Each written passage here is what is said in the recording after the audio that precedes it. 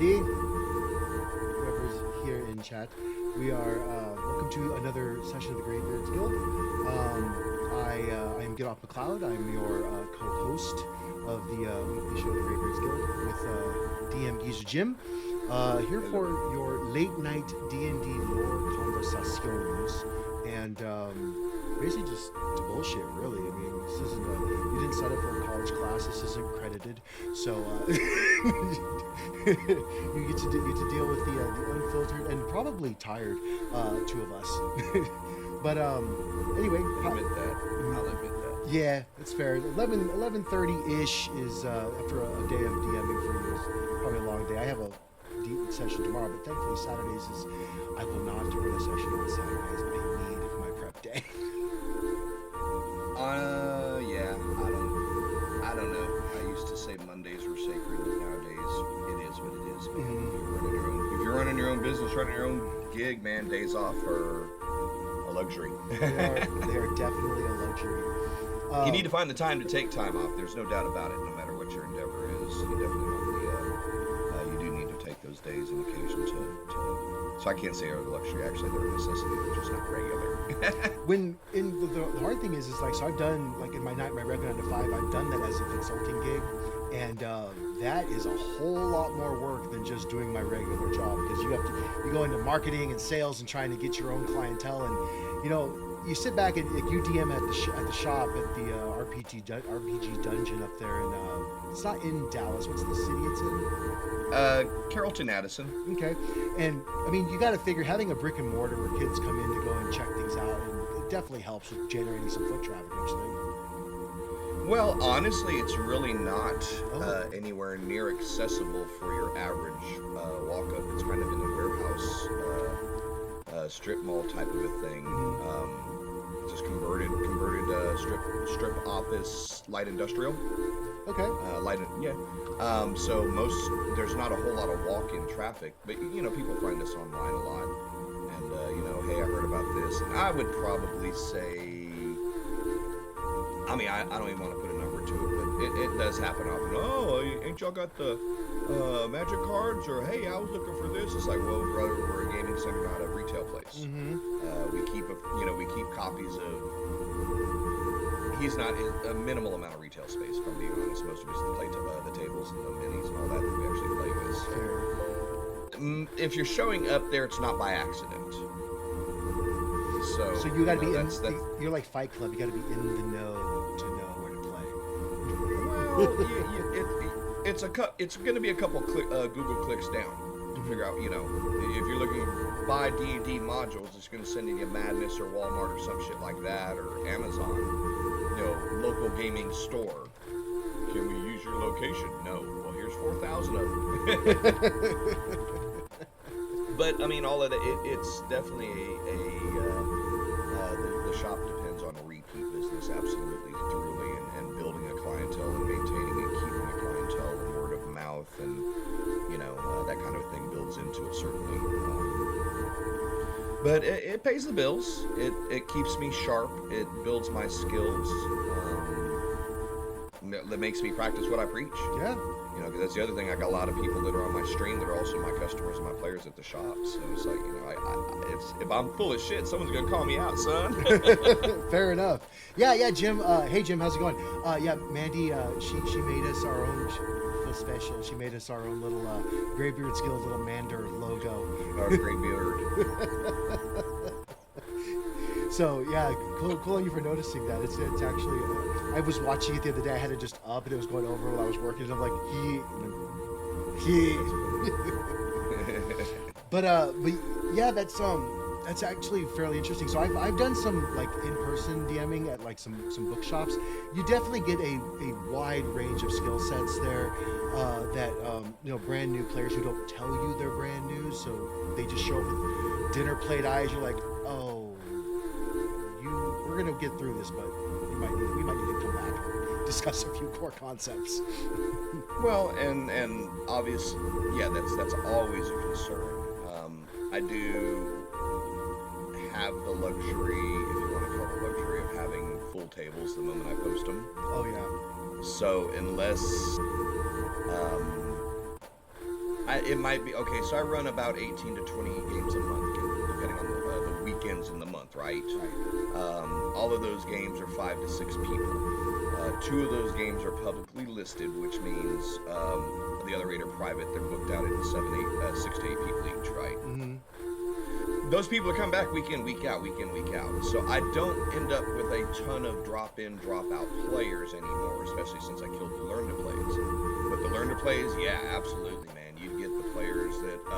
I watch Critical Role. I played Baldur's Gate 3. I played back when you started playing, and I haven't played in 30 years, and I want to learn how to play again. All of that kind of thing. So I do miss the learn-to-plays because the teacher and me enjoyed getting people into the game, and it's still nice to see. I don't know, man. Probably I had about a 60% retention.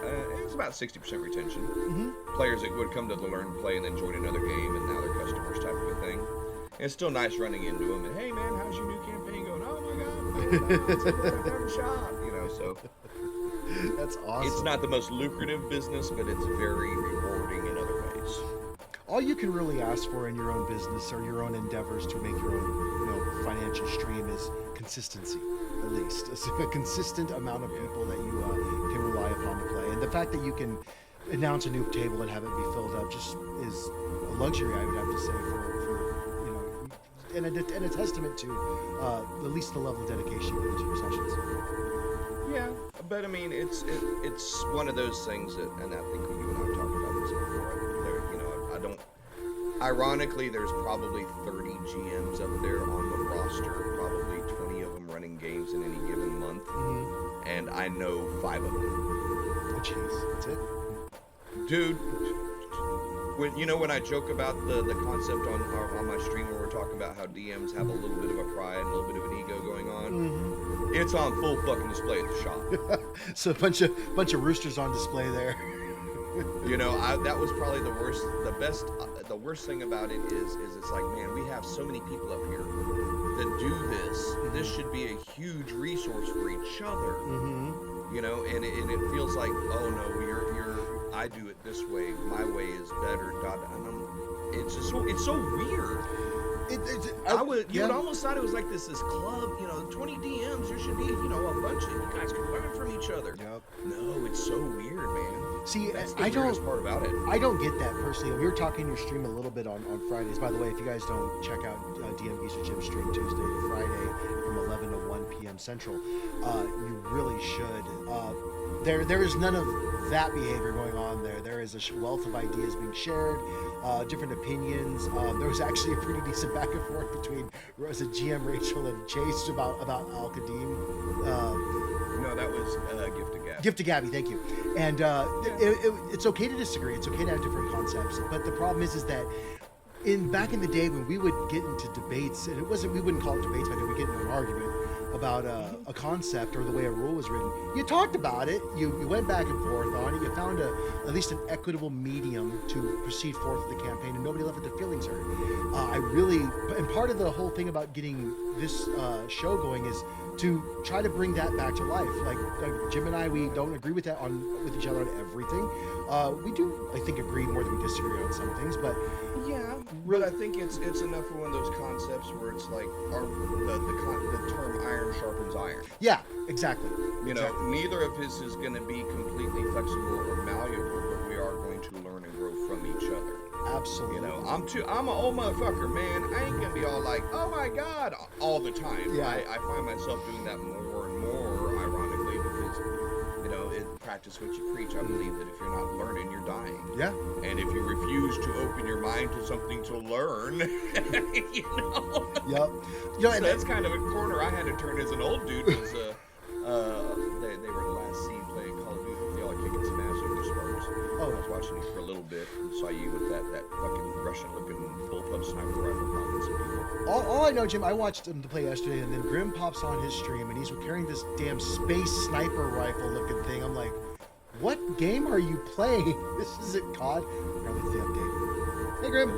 It looked like something off of my old Stalker Shadows of Chernobyl game.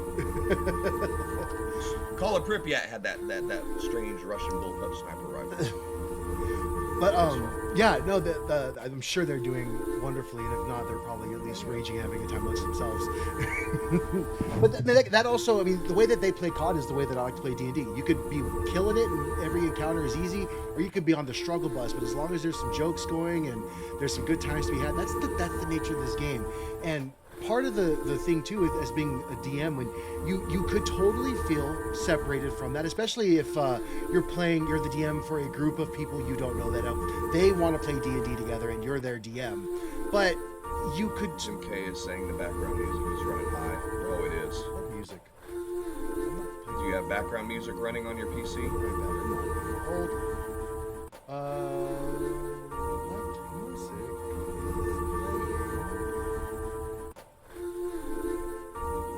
is playing? I'm not hearing any music.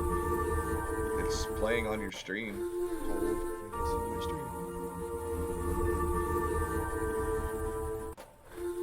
That's weird. Kind of this white music, ambient, white noise, trance music sounding stuff. What the?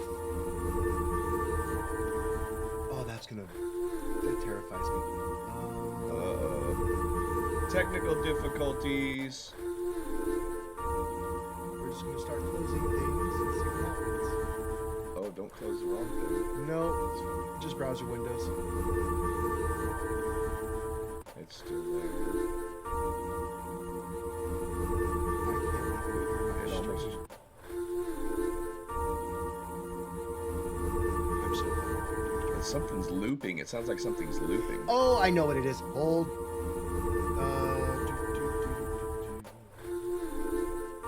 There we go. Still there. Nope, there it went. It's gone. Yay, you fixed it. Or you broke it. If you're into the tunes, sorry, man. Shame on him. If you're here to hear us talk, he fixed it. So, Jim, as you might have now just realized, this is not the stream that's going to make us, a contract on Spotify to rival Joe Rogan. If it was, I wouldn't be here. Wow. Oh, thank you, Jim, for subscribing. That's awesome. Much appreciated. Support, brother. Hell yeah. What was I going to say? But yeah, getting into the DM aspect, which I like to focus on the player aspect, because I feel that most of my viewers are players, whereas most of your viewers are DMs. So we might get an actual decent mix of people in here. But That's fair. Coming in from the DM aspect, there is definitely, you have to have a bit of a chest and a pride about you to be able to lead your party into these scenarios and be able to deliver the story successfully, and a little bit of braggadocio to know that you're. My idea for a story is so good that everyone is going to love it, and they're going to want to spend 4 to 6 hours a week for the next 2 years. Yep. That's 600 hours of their life invested in the story that I built. Mm-hmm. That's what we're saying without saying it, guys. Yep, that's exactly it. And you have to have the belief in it to be able to think it. I mean, we may not. You got to admit it. I mean, as a DM, we may not want to put it in those silly, selfish-sounding words, but that's. Oh, are you getting up now, buddy? So I can sit up. Boo Boo Cat's like, okay, I'm warm. I'm moving. Yep. Thank you for doing your job, Dad. Now I'm gone. Yes, I'm warm. But that's your chocolate milk. That's absolutely it. That is, you sit back and you spend your time prepping, and I'm going to come with this really cool mechanic, and they're going to really enjoy it, and it might suck, but you got to believe it doesn't. Yeah. I mean, okay, you're going to sit right there where you show your freaking little butthole at the camera. Damn cats. Thankfully, have you cropped it enough they don't see them? Just sit like this for a minute. Sorry, being a goober. I'm tired. It's been a long day. You're fine, man. You're absolutely fine. I will be rambling and random tonight, so forewarnings. Thank you for the warning, not needed. But going into that braggadocio, you should be able to still commiserate with your fellow DMs to learn, because, like, for instance, I mean, I know things about Faerun. Somebody else might know something about Dark Sun. Somebody might know something about Kryn. People have their favorite campaign settings they like to run, and they are exceptionally knowledgeable about that. Why would you ever limit yourself? I know what I know. When are you going to go on the internet? Do you use Google? Because you're totally pinging the knowledge of all the globe when you're doing that. You're not just going off of your base knowledge. Why would you do that anywhere in this day of internet connectivity? Fuck, you do have chocolate milk. Damn you, Jim. Now I want chocolate Damn milk. straight, baby. That's my dinner. It's a big chocolate milk, though. If I drank that much chocolate milk, I would not be able to finish stream. Oh, wow. I'm sorry. That's fine. That's fine. Chocolate milk is probably my number one protein source, if we're being absolutely honest. I drink a lot of chocolate milk, dude. I probably drink about 2 gallons of chocolate milk a week. My God. We're not. This is not health tips with the Geezer Patrol. This is just D&D. No. You're not supposed to live on coffee and chocolate milk. It's still a question as to how I do. I'm sorry to do this to you, Jim. But you make me flashback to grumpier old men with Burgess Meredith. I have bacon for breakfast, bacon for lunch, and a six-pack. I usually drink my dinner. Years old. Sometimes I think God forgot about me.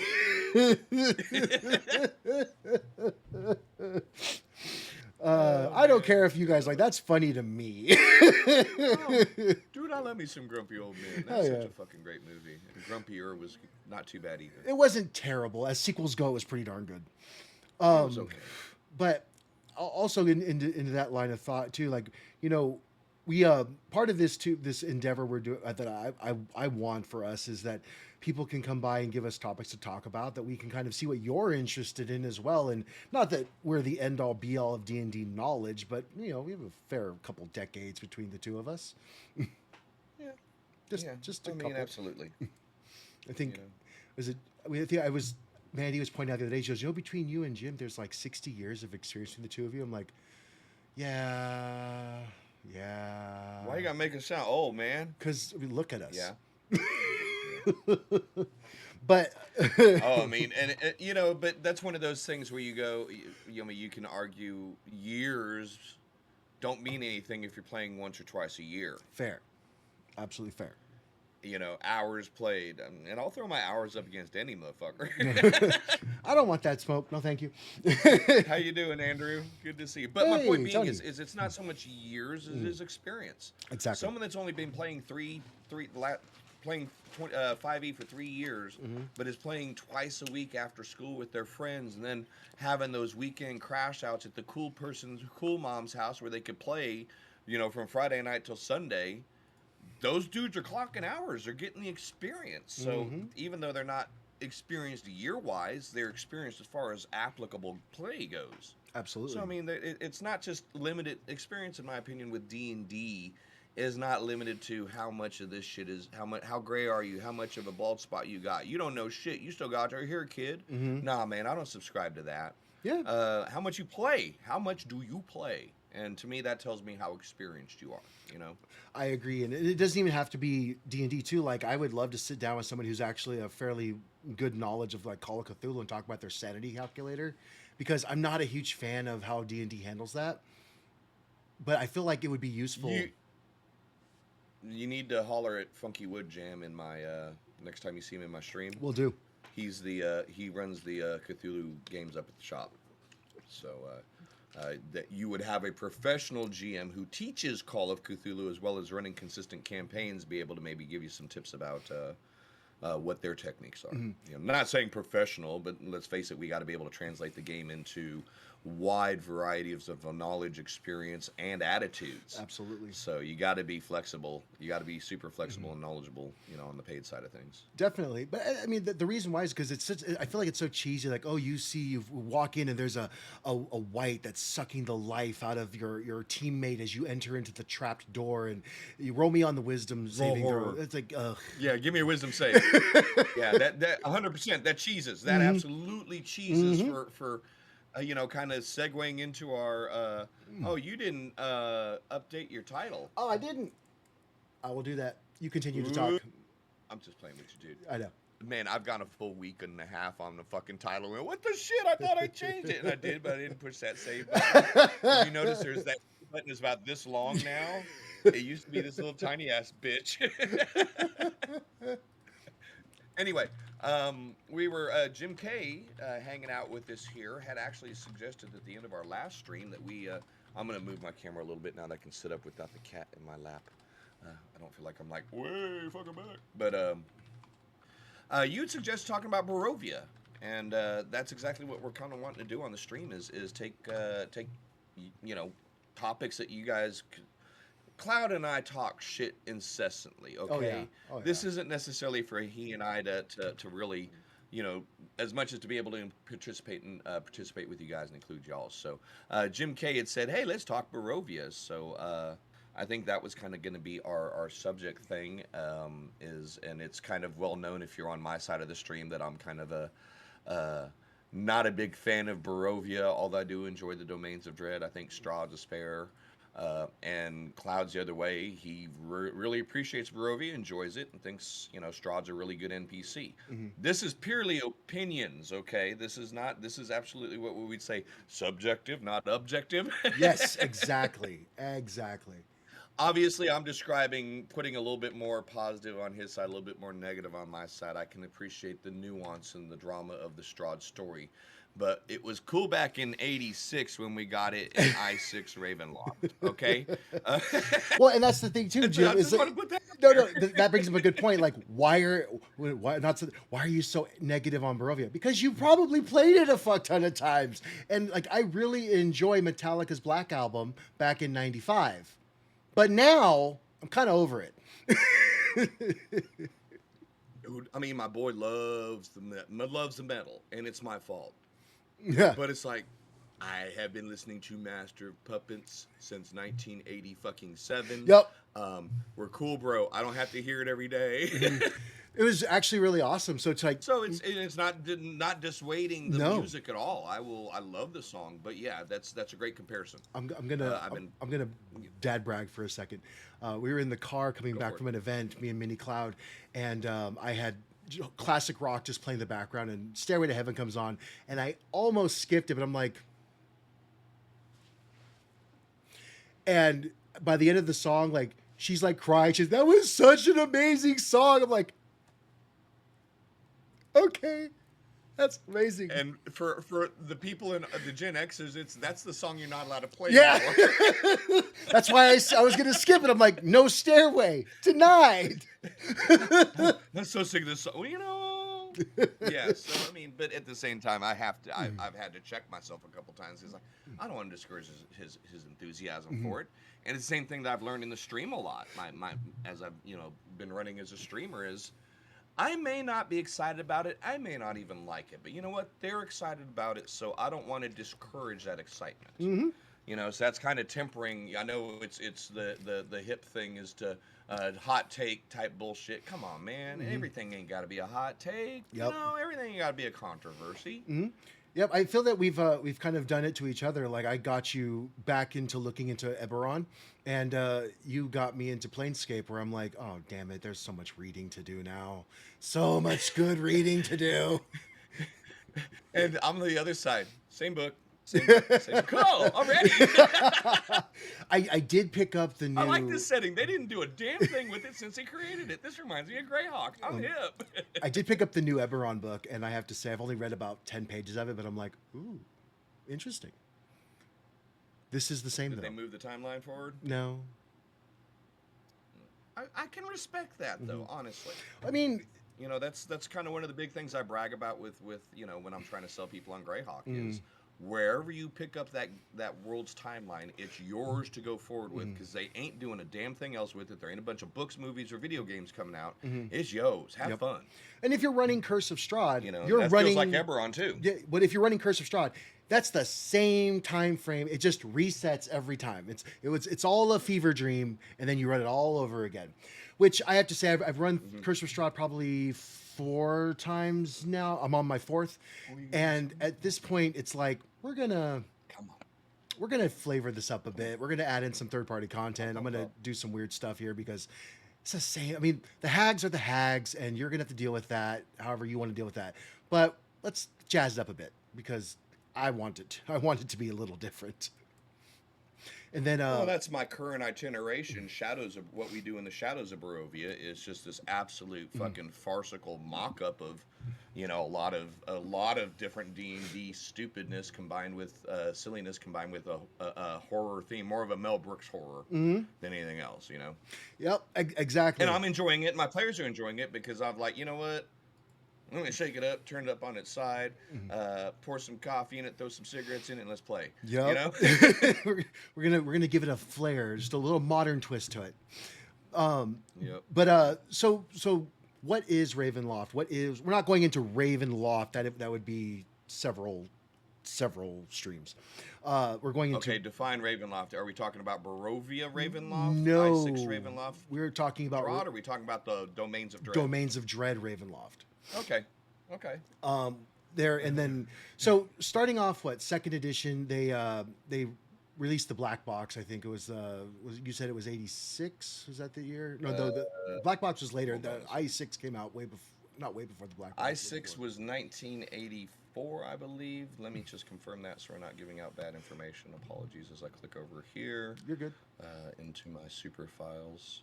I am kind of a come on, man. Why you gotta go slow today? Because I clicked it 17 times. Now I got it open 18 times.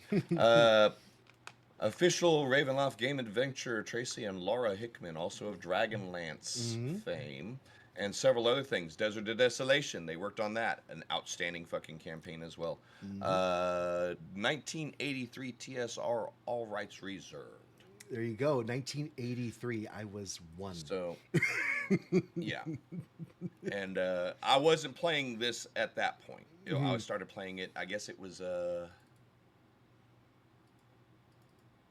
8th grade, 9th grade when I first got my hands on Ravenloft. So it was a couple years after it was published. And then the Domains of Dread Ravenloft, the Ravenloft campaign setting, also called the Realms of Terror, now known as the Domains of Dread. That sucker popped out in 90 was your, and that's right, this was a second edition update. This is what caused a lot of people actually to pick up second edition. All right, man, you're a Greybeard. I know what you're talking, Andrew. Yeah, about the same age as I'm over here. Yeah, what we do in the shadows. Naja, Nandor, Laszlo, and Colin Robinson have taken over the town of Vallaki. But my map is completely repositioned. They got trapped there in a snafu that was caused by Baba Yaga and Igwilv. As the Dancing Hut of Baba Yaga is the centerpiece of the adventure. It just fit in perfectly in Barovia, so they could. So I was, mine's just completely fucking mashup.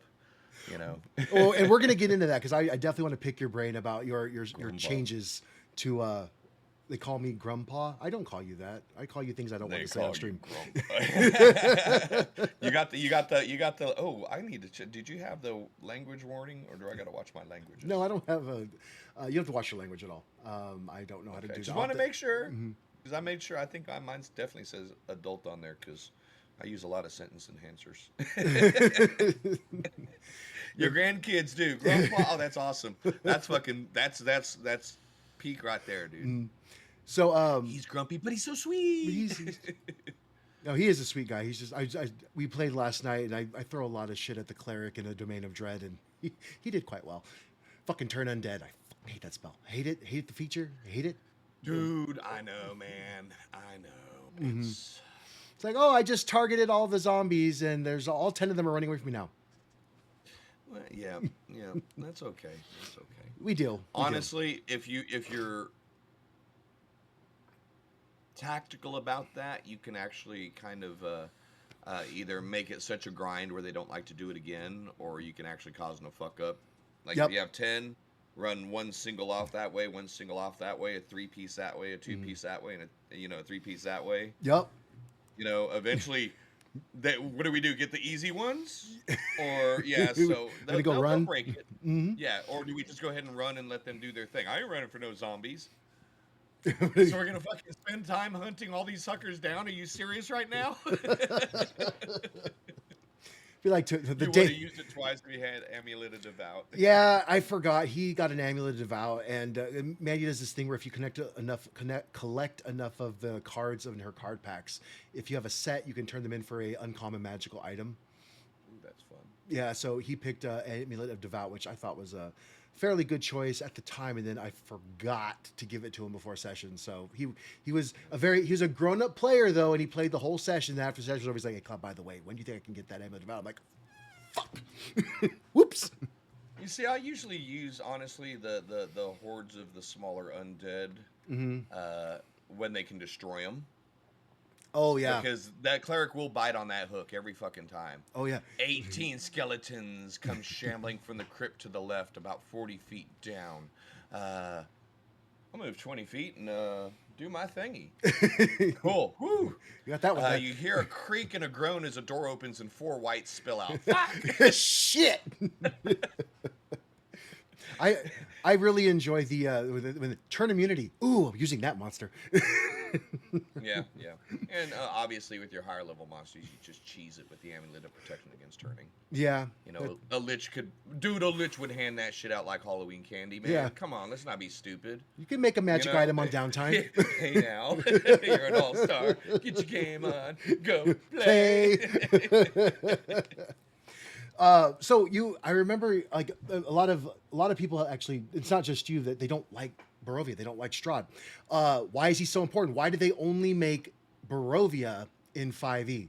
But they did the Van Richtens where they talked about all the other, or not all of them, a lot of the other domains of dread, but they didn't really write any adventures except for I think Witchlight or no, that's Feywild. There's a couple that dip. No, I think just the fucking Eve of Ruin. Yeah, officially goes there. I want to talk about that. Barovia, obviously, Curse of Strahd is there. Mm-hmm. I think. What is it? Not Heist. Keys to Golden Vault has something there. Oh, okay. I had not run through that yet. Yeah. So I did but not. there's just a tiny little bit of touches on them. But the honestly, the Van Richtens did a good job. Oh yeah. I'm not going to swear by it, but I think there's only maybe a 3 or 4 realm discrepancy between the combined Red Box and Island of Terror from 2nd edition versus the comparison to 5e. They did a really good job covering most of the ground. Now they didn't get a great job of giving you a good look of that ground, but they covered most of it, you know. Yeah, I mean, it was good. Okay, that just means you get to have fun with it. I mean, it was good enough that I was able to read about the domain of Saranye and actually create a whole, like, I think it was like a 15 session adventure through there. So, I mean, they did a great job. But as for Barovia, is the reason why I think that why they gave the nod to Strahd is because he was according to what I've read, he's the first of the Dark Lords that was made. Correct. So he's like, give him the nod. He's not the best. I do enjoy me some Darkon as well, and Aslan Rex is fucking scary. You say Aslan, I say Azalin. Okay. Tomato. Same guy. Yeah, exactly. Same dude, same badass. And it's funny, like it's like when it reminds me of when Serac was learning from Vecna. Azalin got in. I'm gonna just call him that now. He went into Barovia and worked with Strahd under Strahd for a while, and then said, "Fuck this shit, I'm leaving." And they made Darkon just for him. So that brings into what a domain of dread is. A domain of dread is made by these mystical dark gods, the dark powers. We don't know who they are. Nobody knows who they are. They just are. And they basically take a soul that has no hope of being redeemed, no good graces about it. Jim looks like a true DM with the cat familiar. Don't you go casting chalk and grassy familiar at people now. That's not nice. Oh, shit. That's rude. Rude. That's rude. But so the dark powers will take a soul that is beyond redemption, and they will basically, instead of throwing it in carceri or doing something else, they just we're going to put you here in this little domain. And what is amazing about what I really dug about the domains of dread when I first started reading about them way back in, well, not as long ago as some of you, but in 2001 when I finally dipped into that. Basically, domain of dread is a cage, and not for the people in it, for the Dark Lord. It's a closed off universe. It was originally in the ethereal plane, and then 4E happened, and they made it part of the Shadowfell, which apparently was a stretch for some people. I don't really get why, but if you have any information on that, Jim, you're more than welcome to chime in on that. Well, that's kind of ironically one of the things that I was okay with it being part of the Shadowfell. Mm-hmm. I didn't like the dissolution of the Cosmic Wheel, and obviously no one did because it only lasted for 4th edition. Mm-hmm. But the Shadowfell is just a physical extension of the plane of shadow, or the negative energy plane, is technically what it's called. Right. You know, and honestly, it's the ambiguity of Ravenloft was ultimately left there for every DM, every world builder to be able to relatively easily adapt their own world and their own Dark Lords to it. Mm-hmm. If you ever take a look at the 2nd edition Ravenloft Realms of Terror box set, the first 30 pages talk about the conditions of it, how to build your own Dark Lord. This is a toolbox for you to come up with your own horror stories, and these are all the basic mechanics you need to know. Yep. Here's some cool things that you can do with it, and these are some of the rules that you need to follow to keep them consistent with the other domains. And then here's some of the shit, here's the rest of the domains. Yep. So it was genuinely built for us to take and make our own Realms of Terror. Yes. You know, and these 15 or 20 of them that were given to us were tiny, you know, ranging from tiny encapsulated little theaters and mansions all the way to huge, vast deserts full of, you know, Curse of the Mummy type, plot lines going on. So the whole goal was always to give us the tools to build our own. And somewhere along the line, I don't want to say we lost it, but let's be honest, it was a commercial enough success where they came out with a shit ton of stuff for it. So there wasn't really a necessity to do a lot of building for it in 2nd edition. You know, but the freedom was there. The freedom was absolutely there. Mm-hmm. So if you were playing Realm of Terror, Domains of Dread back in the 90s, you had moved on from I6 Ravenloft onto making your own really cool shit in the rest of the domains, man. You were having your fucking Island of Dr. Moreau going on over there, you know? Yep, exactly. And it's good they gave you the tools because, I mean, what's scary to your party. You know what makes them tick, and you can probably make a better campaign than some guy who's mass producing a book that, you know, like I said, Curse of Strahd, good adventure. It's been done. They just redid it. But honestly, it could be better. It is better when, if I'm lying, I'm dying. Tell me if I'm wrong.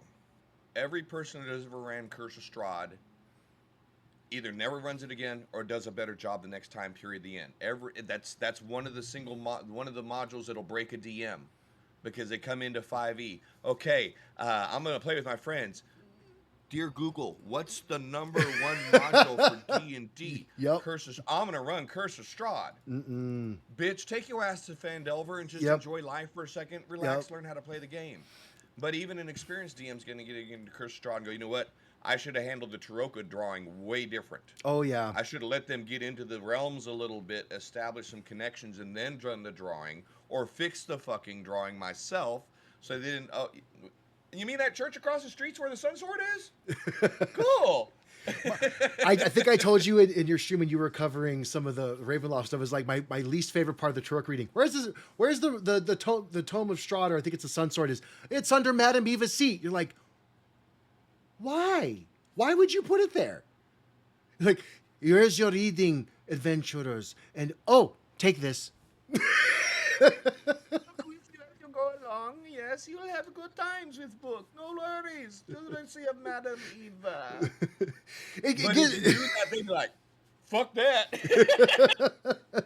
It gets me upset because it's like, you know, you watch like Wizard of Oz. You could have gone home the whole time. The ruby slippers are like, you're the biggest bitch in this whole movie. You're the bad guy. You made me do your dirty work. But I mean, there are, but those are the kind of little nuanced things that if you're reading Curse of Strahd for the first time, getting ready to run it for the first time, you really don't know what to expect until paper hits, you know, or the plan hits the table, as it were. Absolutely. So hashtag Sunsword. Yep. I mean, literally, guys, like if you're going to run it, do the Tarok reading ahead of time. Just do it.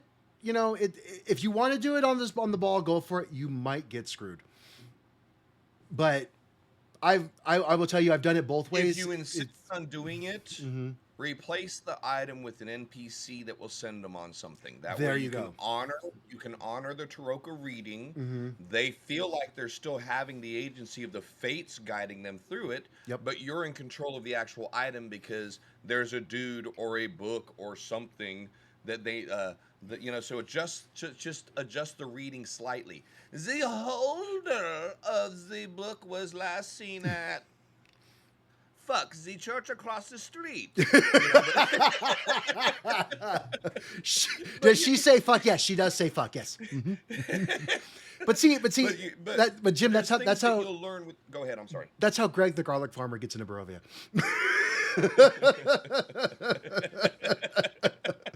Hey, adventurers! He would be very dangerous in Barovia. He's a garlic farmer. Yeah. None of that trope works, by the way, guys. You watch a lot of VDL there, man. Me? Did No. you see the one where they go where Brittany turns off the filter? No.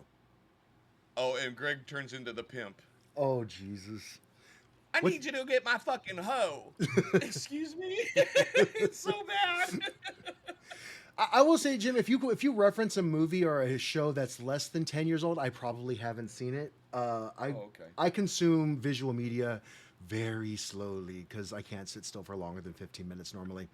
But that being said, definitely plan ahead. I would say, and I wouldn't say it's for every adventure, although they say read the whole book before you run it. This one, definitely read the whole adventure before you.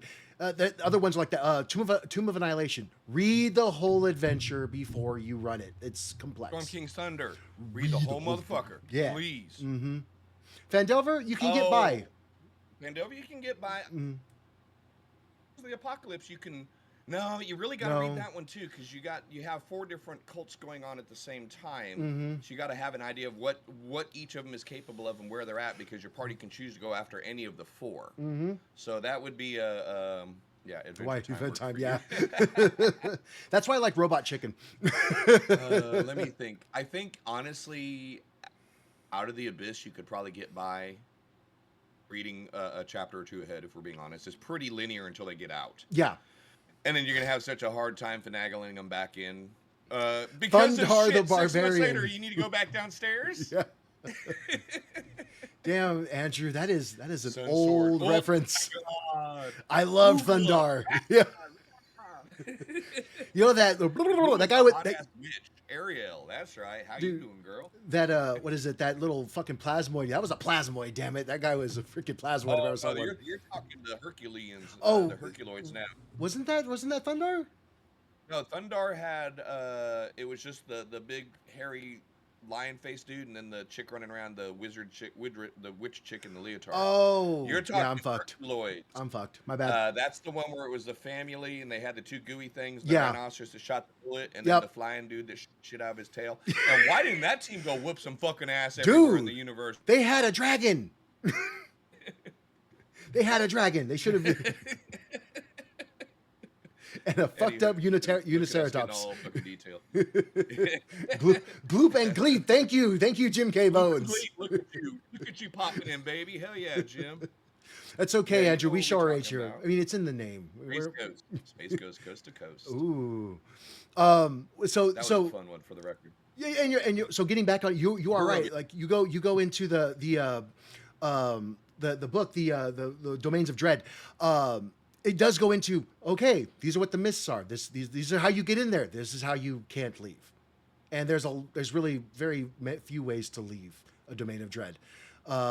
It goes into, hey, by the way, magic's a lot fucking different here. Divination is weird. One of the things I like, they said, a sentient vampire or sentient undead could actually let you know what it wants you to know if you were to do like a mind reading spell on it. I love that. That's exactly what I would expect from how to bump up your monsters a bit and scary in these places. So realistically, it gives you a lot of the tools. I would say definitely for 5th edition Curse of Strahd, read it first. But somehow your players will get into this realm of Barovia through the mists. The mists come and they take you and they plop you in Barovia. Why? Because fuck you. That's why. Realistically, I've not found a gentle way to throw people into Barovia. It's like, now you're in Barovia. Well, what I told this group, I need each of you to give me a reason why you might think you belong here. Something dirty, something nasty, something, and it could genuinely be, dude, you were late for a date, and you were moving along, and the horse cart swerved around you, went over a cliff, and 3 priestesses died, and you didn't do it on purpose, but you could be wondering, oh my god. So my players got to have a little bit of fun with that. I like that actually. So each of my players isn't if they're wondering if they belong there. Mm-hmm. So, that was obviously for the exact same reason you're doing. It just, the mist just randomly is, so it's isekai. Just go with it, man. It's okay. Yep. But doing this, it was isekai, but was it? Do I deserve to be here, maybe? I am kind of a bitch. I was just loving that situation with the warlock where she go, yeah, I know why I'm here. Yep. It's so do the rest of us. But so these domains of dread were used to encapsulate these beings of evil. It's basically it's in the Shadowfell, so it's an imperfect copy of worlds that dot the prime material plane theoretically. There are several levels of the Dark Lords of each domain. There's Demi-Lords, Lords, Overlords, and Dark Lords. Demi-Lords, I believe Anton, how am I forgetting the name of it now? The Dark Lord of Saranye. He's a Demi-Lord. But Strahd, anybody who has a Domain of Dread in the core, in the middle of the Domain of Dread, they're a Dark Lord. They're pretty bad. The Islands of Terror were along the outside. Yeah. Lesser ones, I think, so to speak.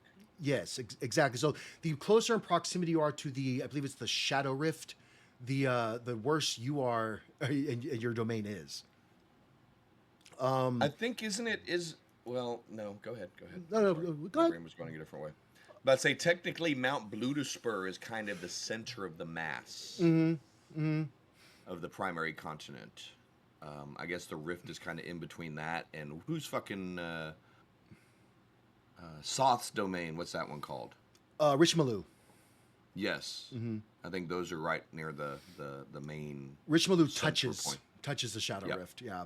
Yeah, that's what I was thinking. I think it's kind of Bludaspur's here, he's there, and the rift is down here. Yeah, so you got if I'm remembering right. No, you are. So you got your Dementalu, Mordant, Richmalu, Borka, Invidia, Darkon, and then Barovia. That's the circle around the Shadow Rift. Bludaspur right in the middle of that. With right next in to the rift. It's really funny. I would love the idea of all those Dark Lords looking at Bludaspur going, nope, don't want to go over there. That's the one place I found an excuse to use the Elder Brain Dragon. Ooh. That's cool. I have to do more reading about Bludaspur. Bludaspur, an overmind that did the overthink. Is that the Illithid one? Yes. That's the Illithid one. Fuck that one. Okay, cool. It's one of those that's really cool to talk about, really cool to think about, but nigh impossible to run. Mm-hmm. So that's why I figured out, these fucking mind flayers realize that their overmind is dying because they don't have anything to feed it. Because only the odd person comes in here. So they're going to figure out how to work with the Zaylin to get a Draco Lich dropped in to have the Overmind strapped to the Draco Lich. And I have a Draco Lich Elder Brain Dragon that goes into Darkon to reclaim Azalin's lands. Oh, that's cool. I like that.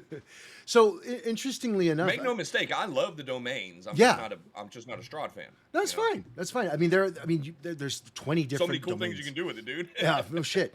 I mean, you have like I said, we have your ring of domains around the Shadow Rift, and right in betwixt the Shadow Rift that kind of splits it is the Balanok Mountains, which is in the northern part of Barovia, if I'm not mistaken, and then the Gracchus are at the bottom of the map. So it's actually east-west, not north-south. If you're looking at the map of the Shadowfell, but if you're looking at the map of Barovia, it's north-south.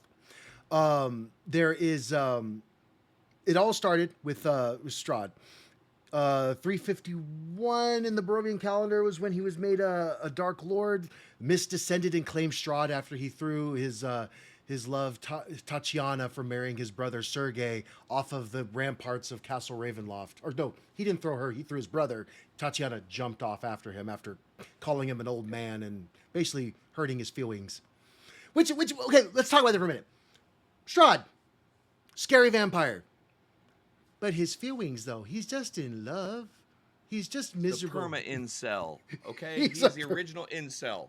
He is. Let's not lie. Yeah. There's no way to fucking fluff up Strahd other than, you know, and even one of my other players was like, so he just waits around for this girl to what a fucking dirty old dude. Well, wait till you get into what freaking Ezek Straszy's doing over with Blinsky for Strahd.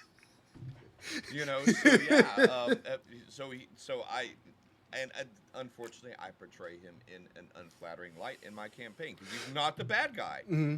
He's this poor, desperate fool watching all of these hyper powerful beings running around into a domain doing whatever the fuck they want, and he can't do a thing about it. Mm-hmm. I mean, I think nothing actually illustrates it better than an excerpt from the Tome of Strahd. I am the ancient, I am the land. I loved her with all my heart, but she spurned me. I mean, come on, bro.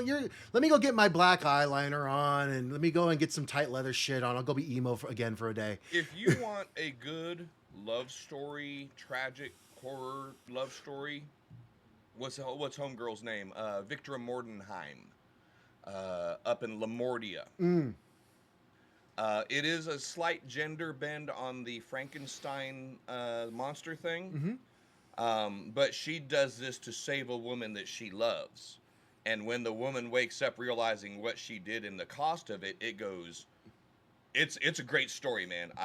It's like I would love to run Lamordia because it's a tragic tale of love that's not based on, oh, I killed my brother and his lover does not love me. What do I do? Blah, blah, blah. I'm going to go make a pact with the dark powers in the Amber Temple and Vampire, the dark... Oh, you named the dark power Vampire?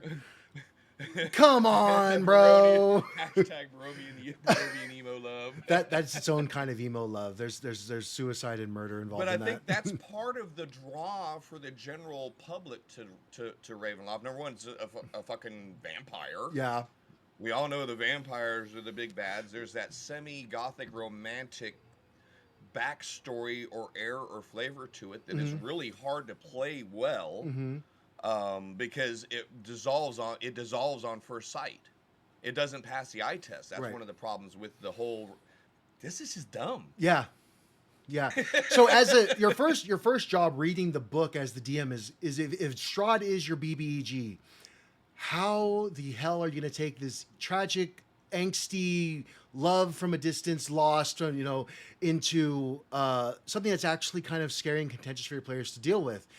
They did introduce a really cool facet of Barovia where if you die in Barovia, your soul doesn't leave. You don't get to go to your afterlife. You just get recycled back into one of the peoples. And then you actually find people, I believe Eric, I forget the last name, but the bartender at the Blood of the Vine Tavern is one of these soulless people that he's very automaton and he just serves you your drinks and doesn't have a personality.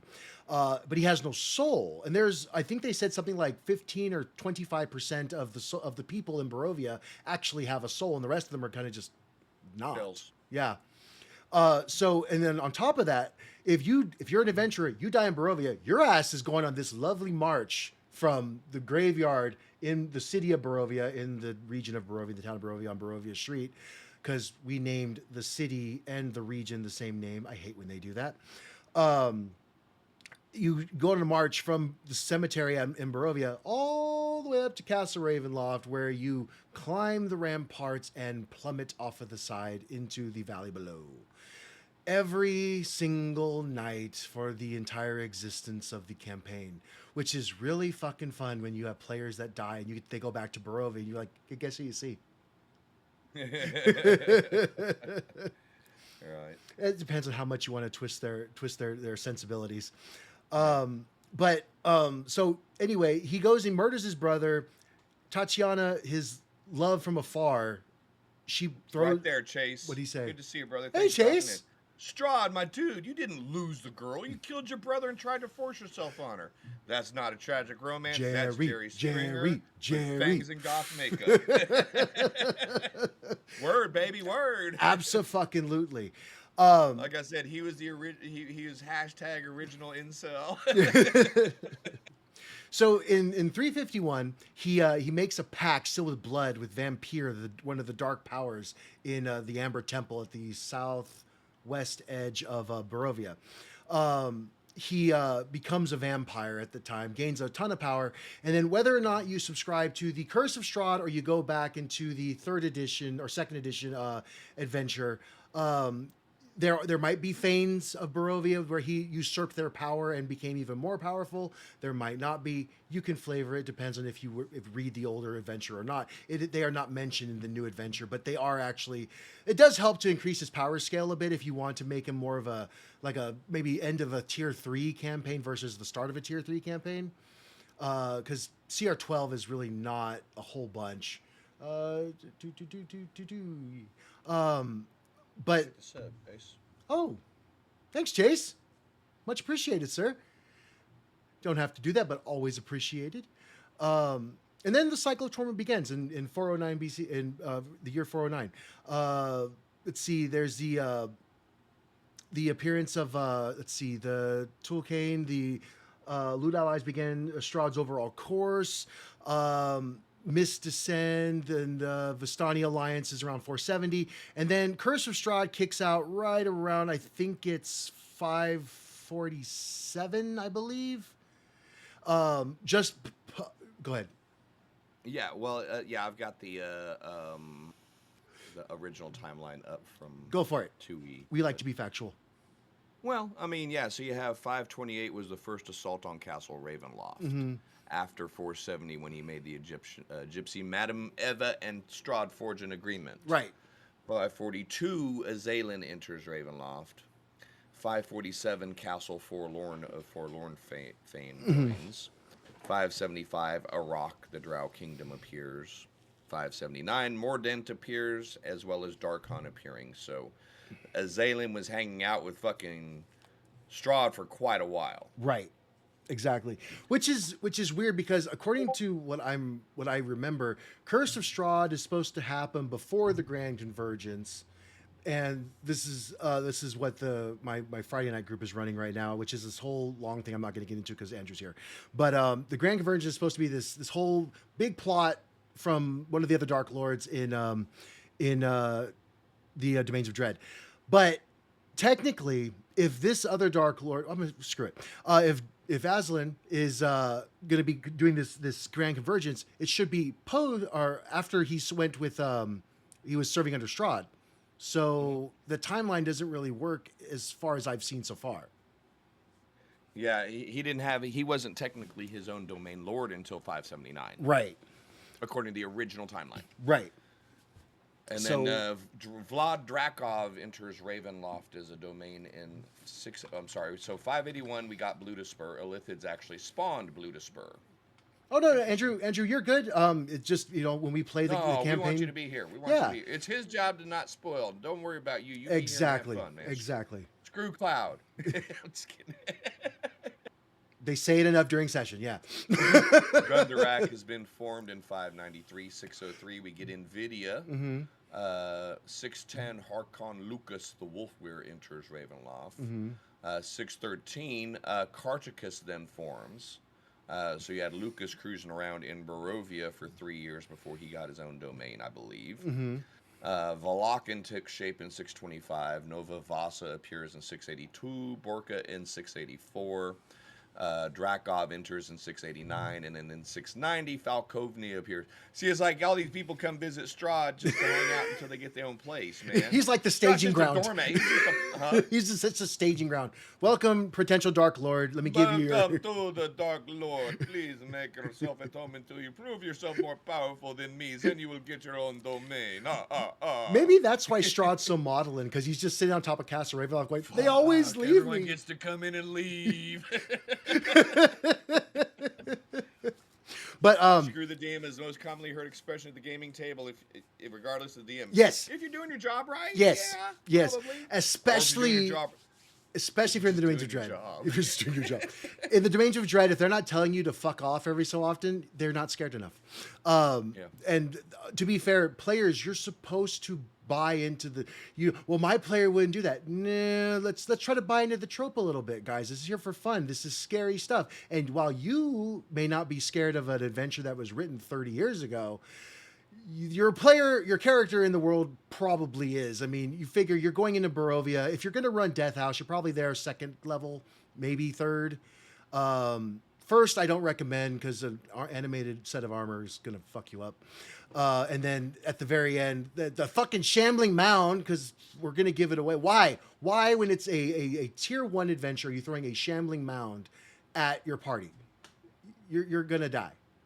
I admit it should be fair, so take a couple hit points off the shambling mound. Be nice. Maybe don't give it multi-attack. Don't engulf. Don't engulf. Absolutely. Do not. Engulf. But ultimately... Attack two different people each time. That way you're not eligible for engulf. There you go. That's fair.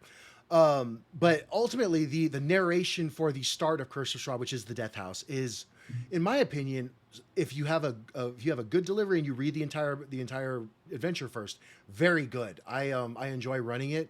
I kind of do a bunch of different shit where I put spooky music on for the players, and make sure that I run it at night. Don't run this there in the daytime because they're not going to be scared enough yet. But at the end of that, you emerge out of the Death House and you enter into the land of Barovia. You're technically not past the gates of the Barovia yet, but you traverse to one of the 2 gates of Barovia and you enter into the land of Barovia to go to the town of Barovia. And now you are there and you are fucked for at least the next couple, maybe the year, if you're running the whole adventure. I thought real quick. Yeah. Let me finish up the timeline stuff. Yeah, sure, I'm not sure. going to read through all of them. I had left off in Falkovnia in 690, and then you had Richlimont, Markovia, Drakov, and Darkon fight in 700. Mm-hmm. Liu, Arkandale, Haslan takes shape in 14, our Egyptian land. Lord Soth shows up in 720 in Sithicus. And then in 735 is the official start date of the Ravenloft campaigns. So this was the idea is when you played I6, the year should have been 735, Mm-hmm. according to the Barovian calendar. Right. So that's about 400 years, about 300 years later than the 5e puts us, right? Yes, that is. It's exceptionally later, but that does fit into the timeline. The original should fit in the timeline, but it does. The new one doesn't. And I'm not sure why there's really not a whole lot of information about any of the new timeline changes. So I don't know if they've retconned some stuff or what. I don't necessarily know that it really matters. Well, let me disagree with that statement. The moment you put down a timeline in a published source book, you need to adhere to your fucking timeline. Mm-hmm. Not give us 5 different timelines to confuse and muddy it. Well, they can use the one they want. No, use the one that you wrote. Yeah. Damn. Yeah. Add to it if you need to. Move the timeline forward. Throw 50 more years of your cool shit happening. Yeah. Absolutely. At least that way we have the option of using what point the timeline we want, Mm-hmm. not having to use this or this or this or completely rewrite our own fucked up timeline. Right, exactly. That's the thing too. Like historians in modern day do not go and talk about the Revolutionary War in 1800.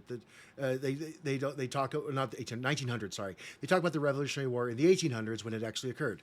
Timelines are exceptionally important, and we did discuss this, especially with our Planescape session last week, where the DMs rely on that kind of stuff to keep all the facts straight, because there's a litany, a lattice work of other events that stem off of a specific time frame. There are other adventures that have been written that happen at specific times. There are other dark lords that show up and other dark domains that are created at a specific time. It's cool. The Domains of Dread are just the gothic horror version of the TV show Lost. Time doesn't matter. I didn't watch Lost. I watched the first episode and threw it away. I am very hard to get into a show. I will get mad at it and go, fuck this show. The Rings of Power still hold up though. Go ahead. No, go ahead. No, I was just gonna mindless comments. Go for it.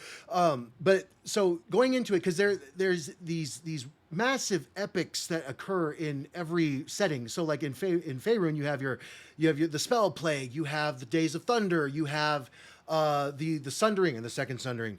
So these things are cemented in time, and I have, when I'm making campaigns, do actually anchor my time points off of these major epics. You're going to Neverwinter. The explosion of Mount Holt now is definitely going to be remembered by some of the elves that lived there, and probably some of your older humans, because it wasn't that terribly long ago. You have these things are important. So when you create, I agree with you, Dim. You make a timeline, stick to your damn timeline. Otherwise, you're going to leave us here going, what did they change? Nothing else fits now. And then, but I think those Forgotten Realms is in and of itself the single most responsible for the most attempted homebrew worlds in the game history. Because it started out as something wonderful and got convoluted and discombobulated and reconstituted and then broken. Yeah, it's just poor thing. My heart goes out. I mean, totally great world, horrifyingly destroyed over its progression. I just want the creators and the DMs who are responsible for it just to sit back and say, what have we done? I just want some remorse. What did they do to my boy? Look at my boy. And I will give Ed Greenwood some slack. Like maybe he sits back like, I swear, I made this thing and it was amazing and you guys took it and you ruined it. But so Just can't have nice things. I think it's funny though that Curse of Strahd is still lauded as the most popular adventure in D&D 5th edition. I don't necessarily think it's the best written one. I think there are better out there. I agree. Oh, I wholeheartedly agree. I've got to be objective here. It's not as bad as I'll make it sound on my stream, and it's not because my biggest issue is the focus on the NPC and the strange way of assembling the 2 to 3 MacGuffins you need to kill him. Period. The end. It's got so much more potential than to be just a random fetch quest.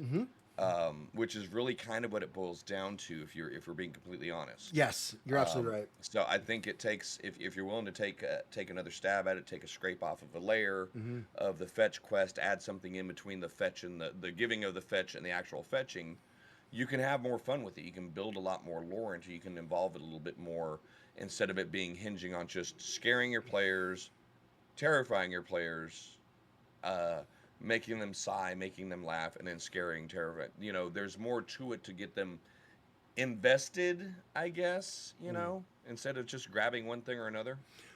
Chase, you're absolutely right. Regards to timeline, they kind of threw the baby out with the holy water. I feel like they didn't like having to reference all the 2E stuff, so to get the timeline right in the 5E. I think you might have a point there.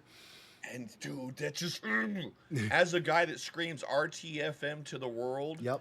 If the motherfuckers that own the rights to the books can't be bothered to RTFM, how do you expect the players and the DMs to RTFM? You had that 3rd edition book called Ed Greenwood's fucking Timeline of the Forgotten Realms. One person that you paid could have sat there gone through with that. And went, okay, and gone, fucking crane technique and shit, man. Well, I mean, but you think about it too. Like it's not like the people who made the original Ravenloft aren't still around making games with other companies. You could have, you have other resources. Monty Cook has. Oh, great! The greatness of Monty Cook, the mind that gave us fucking Planescape. Yep. He's doing his own thing, and God bless him. By the way, he has this game out. I think it's like the Gods of Appalachia. It's a good read. If you want to pick up something that's not D&D, it's a good read. He's still. I wonder if I can throw it into some cyberpunk because they're about to crash the airship from New York on the way to Appalachias. I believe the time frame is 1920s. That's okay. You could always massage that if you'd like. Totally, totally. But yeah, it's not like you didn't have subject matter experts around that you could pull. Chris Perkins, I feel, did he slapped it together. And I don't really give it a whole lot of credit because it's 90% to 95% the original adventure with some other stuff thrown in, but not much. Basically, it's like, how do we play this 2nd edition adventure in 5th edition mechanics? But it's not that hard, man. I'm literally taking I'm not a conversion specialist for editions. I'm taking the Grand Conjunction and running it in fifth edition. It's not hard, literally. The story stays the same, guys. Let's see. So going into Barovia, you have your city of Barovia. You have some really great settings. I'm personally a huge fan of Krezhik and Valaki are, in my opinion, really good locations. There's a lot of good flavoring, but it's not overly built out, so you couldn't add some other things there that are really really fun. I feel you could actually take some stuff out of it. It would still be great. I am not a huge fan of Blinsky. I think he's a creeper. And yeah, it's no fun. It's no Blinsky. No, I like Jim. I like your idea way better than Blinsky. Yep. But Well, that only works if you have Naja and her doll there. oh, okay. If you're What We Do in the Shadows fan, you know. But oh, that stupid fucking bitch! Oh, my darling, I miss her so much. but you have some great NPCs too. Madame Eva is one of my that scene with before the Taroka reading where they get to the camp at the Sir Pool is one of my favorite narratives to give to people because it's always a big event because you're about to get some knowledge dropped on you for the meat of this quest. Creepy little thing, yeah. The abbot at the monastery in Krezhik, great NPC that you could totally do some really amazing things with the fallen celestial idea. The Mad Mage at Mount Baratok. You don't like him? Why don't you like the Mad Mage? That's fucking Mordenkainen. So? You're telling me Mordenkainen couldn't take Strahd? Yes. Bullshit. I'm telling you, in the domain of dread, with a little bit of plausible suspension of belief, sure, why not?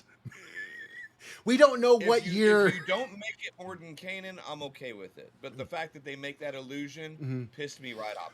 Don't get me wrong, I'm not a Mordenkainen like, oh, Mordenkainen's the coolest. Tasha's the fucking coolest. But I also understand power scales. Absolutely. And Mordenkainen is one of the top 3, maybe top 5, if you don't like him, power level active magic users in all of D&D lore. Fair. Come on, man. Bullshit. Those are the things that piss me off about modern D&D is they do so much, they take so many wizards, not modern D&D, excuse me, just to name drop shit, just to make your players feel like they're encountering something cool.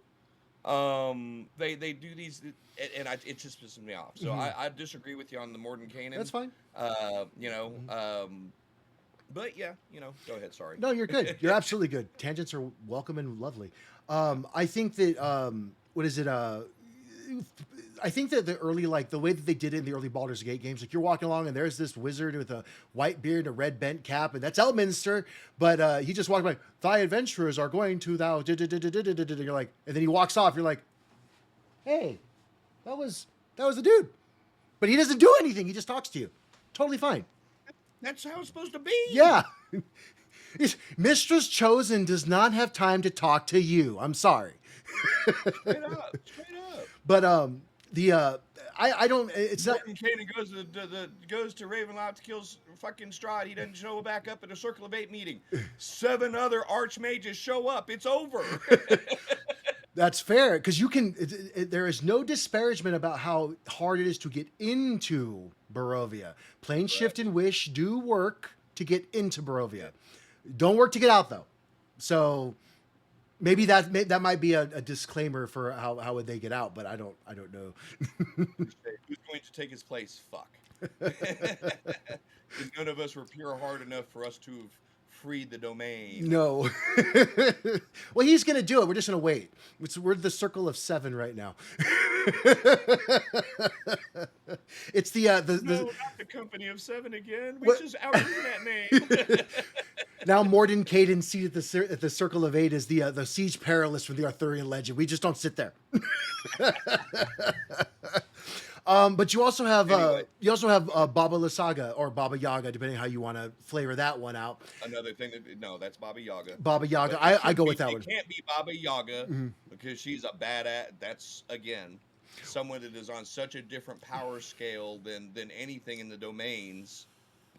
you're better off, unless you're using my version of it, making your Baba La Saga and just let Yeah. them do their thing. Well, because absolutely.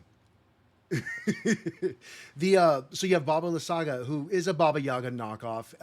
Powers, she's technically like the stepmother of Strahd in some way. She's very matronly. She does like him, and she cares for him as much as she can. Mordenkainen was kind of an ass. Do we really need to hurry to save him? He is a little surly, but he'd probably be well welcome on this show. He's old.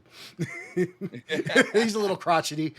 I do have to, on that side note, shout out appreciation to Mandy for using the original or the modern Mordenkainen art rather than the third edition fucking Ming the Merciless art.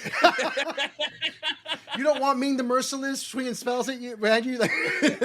I mean, don't get me wrong, that's the Mordenkainen I grew up with, but I like the haired guy a little bit more. The wizard steps forward, he takes his robe off. This 8-pack of abs just shows up with these pecs of steel, and meteor swarm just falls from the sky. Straight up. No, yes, you know what I'm talking about, St. He looks straight up like fucking Max von Sydow, dude. Yeah, he did. Too close, man. It's like, you take him serious, really? Ming, I mean, Mord. I mean, you know. Yeah, the dude, the wizard guy.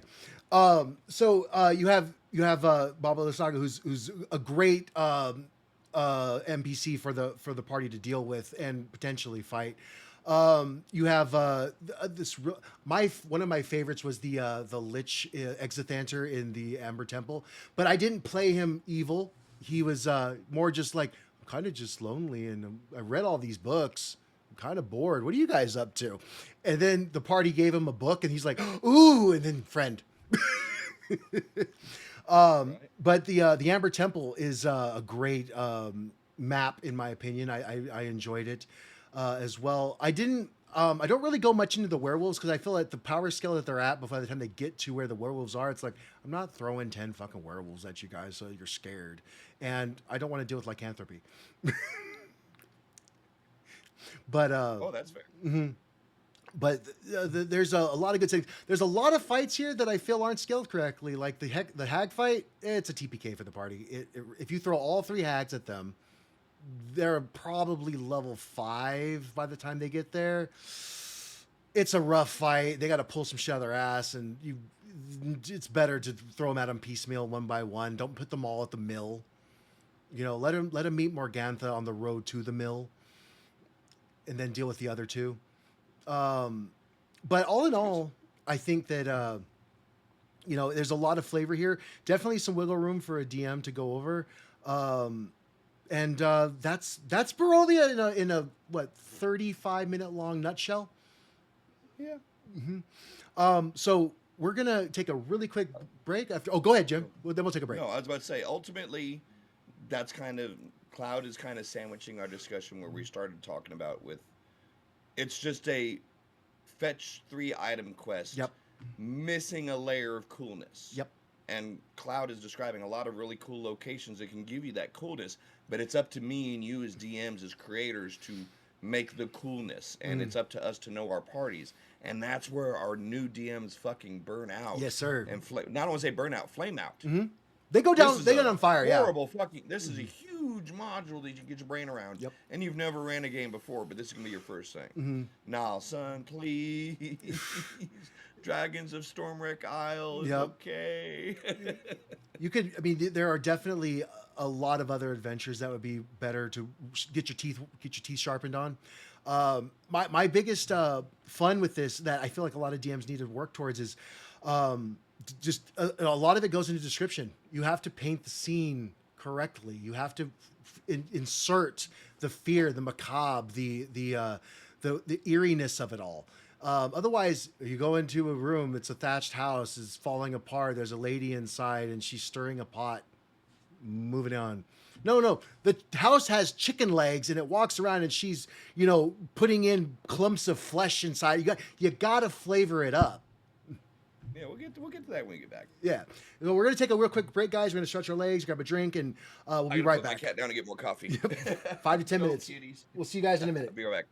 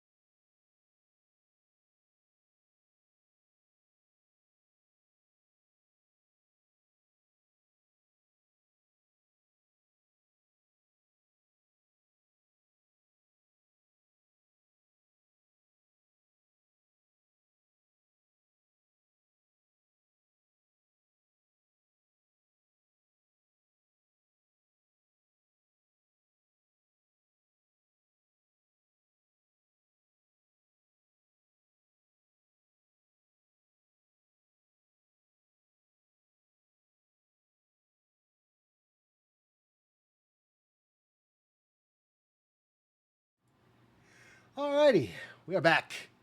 Hello, folks. Thank you for letting us have a break. Need to stretch the legs and get more drinky drinks because talking is a lot. Huh? Oh, not me. Oh shit! It's still on the Be Right Back screen. Mm, Unless we got really big lag. we might have really big lag. Okay. Cool. Let me know if it. Yep, there it goes. Okay, cool. I see it now. I need to. I need a new GPU. Oh yeah, I it's think. just super big lag. So That's okay. yeah. So that's Barovia in the nutshell. I'm not really going to go into the Curse of Strahd in and of itself. It's an adventure that's been around for a long time.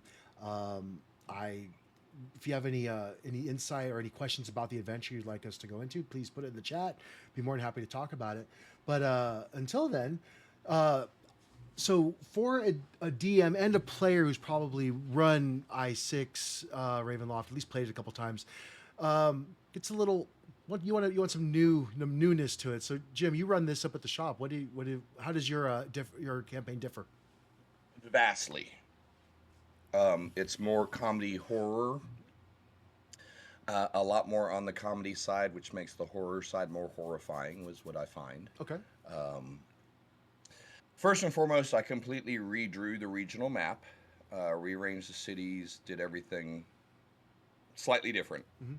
Still small region, flat area over here, the mountains in the middle, lake here, not too much different, just rearranged a couple things. Mm-hmm. But the premise for the overall adventure is, in regards to players, no different. Hello, Gummy. Hey, Good Gummy. to see you. They're getting sucked into the mists of Barovia. You know, the legendary mists. The many travelers have fallen into the mists and never returned. Typical for them, but for me, on my side of it, the entire premise is the module S5 Dancing Hut of Baba Yaga. Mm-hmm. Baba Yaga, Queen of Hags, super fucking powerful creature. She's got one stat block, technically, officially speaking, and it was given in that module. Outside of that, she's always been spoken of as near deific power, right? Mm-hmm. Mm-hmm. The plot of that module is that she decides that she wants to capture death. So, using her dancing hut, which can go wherever she wants, whenever she wants, she has been collecting decks of many things. Because the lesser deaths within the decks, right? Yeah. So her goal is to trap the minor deaths in such a way that it forces death itself, to treat with her, providing her the guarantee of immortality.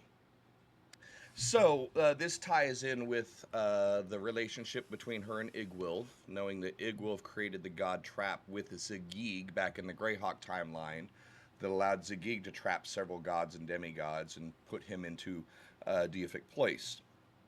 Baba Yaga drags Igwilf and says, we're going to go where death is in control of everything, and that way we control him.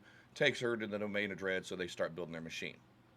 Strahd can't do a fucking thing about these two powerhouses in his realm, right? Mm-hmm. Players come in. They don't know that that's the spiel when they come in. That's the main time. The main thing is they have to deal with Baba Yaga trying to capture death.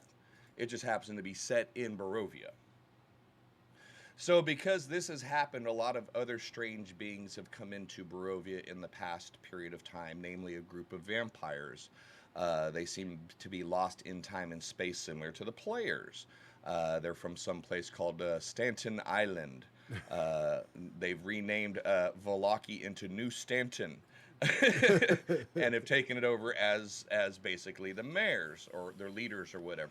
But they don't want to be there either because they want to... Oh, yes, this is more than our street and Ashley Street, but this is not the entire world. We must go back and return to Stanton Island and take over there, yes? So they're stuck here. Nandor is powerful enough to absolutely fucking smoke Strahd in a fight. Because we know this from what we do in the Shadows lore. Mm-hmm. Nandor the Relentless is a hell of a fighter. But he was told by Madame Eva, if you defeat him, you shall replace him. So he don't want to be here. Okay. So the vampire quartet, as it were, is kind of just bunkered down, living life, waiting for whatever to happen. Mm-hmm. Once in a while, Strahd shows up, challenges Nandor, because Strahd knows that he's fucked. He wants it to end, and this is a chance for it to truly end. Yeet! Finally, finally, a true successor to my power has arrived. No, you go away now, Scott. Good to see you. Slam this fucking guy. So that's the little subplot that keeps my players kind of interested in silliness, right? I dropped a little bit of young Frankenstein in there. Gene Hackman's character is the map maker, the blind guy. Go figure that. So they consult with the blind map maker. I replaced the revenants at Argon Volstholt with the D&D cartoon kids. Who's gonna make espresso? Some mean ass DM, as they said. A little guy in a red robe dropped us off here and said that we were supposed to kill the thing on the castle, but he killed us and threw our weapons away. And if we can't find our weapons, we're trapped here as ghosts. So the kids replaced the revenants at the dragon thing. I replaced Blinsky with Matthiel von Habsborough. His goal is to bring his child back to life. He's a necromancer artificer, and he has a slaymate of 3rd edition fame as his little girl. And he realizes Naja's doll has this animus in it, so the players get caught in between Naja and Mattiel in the doll thing.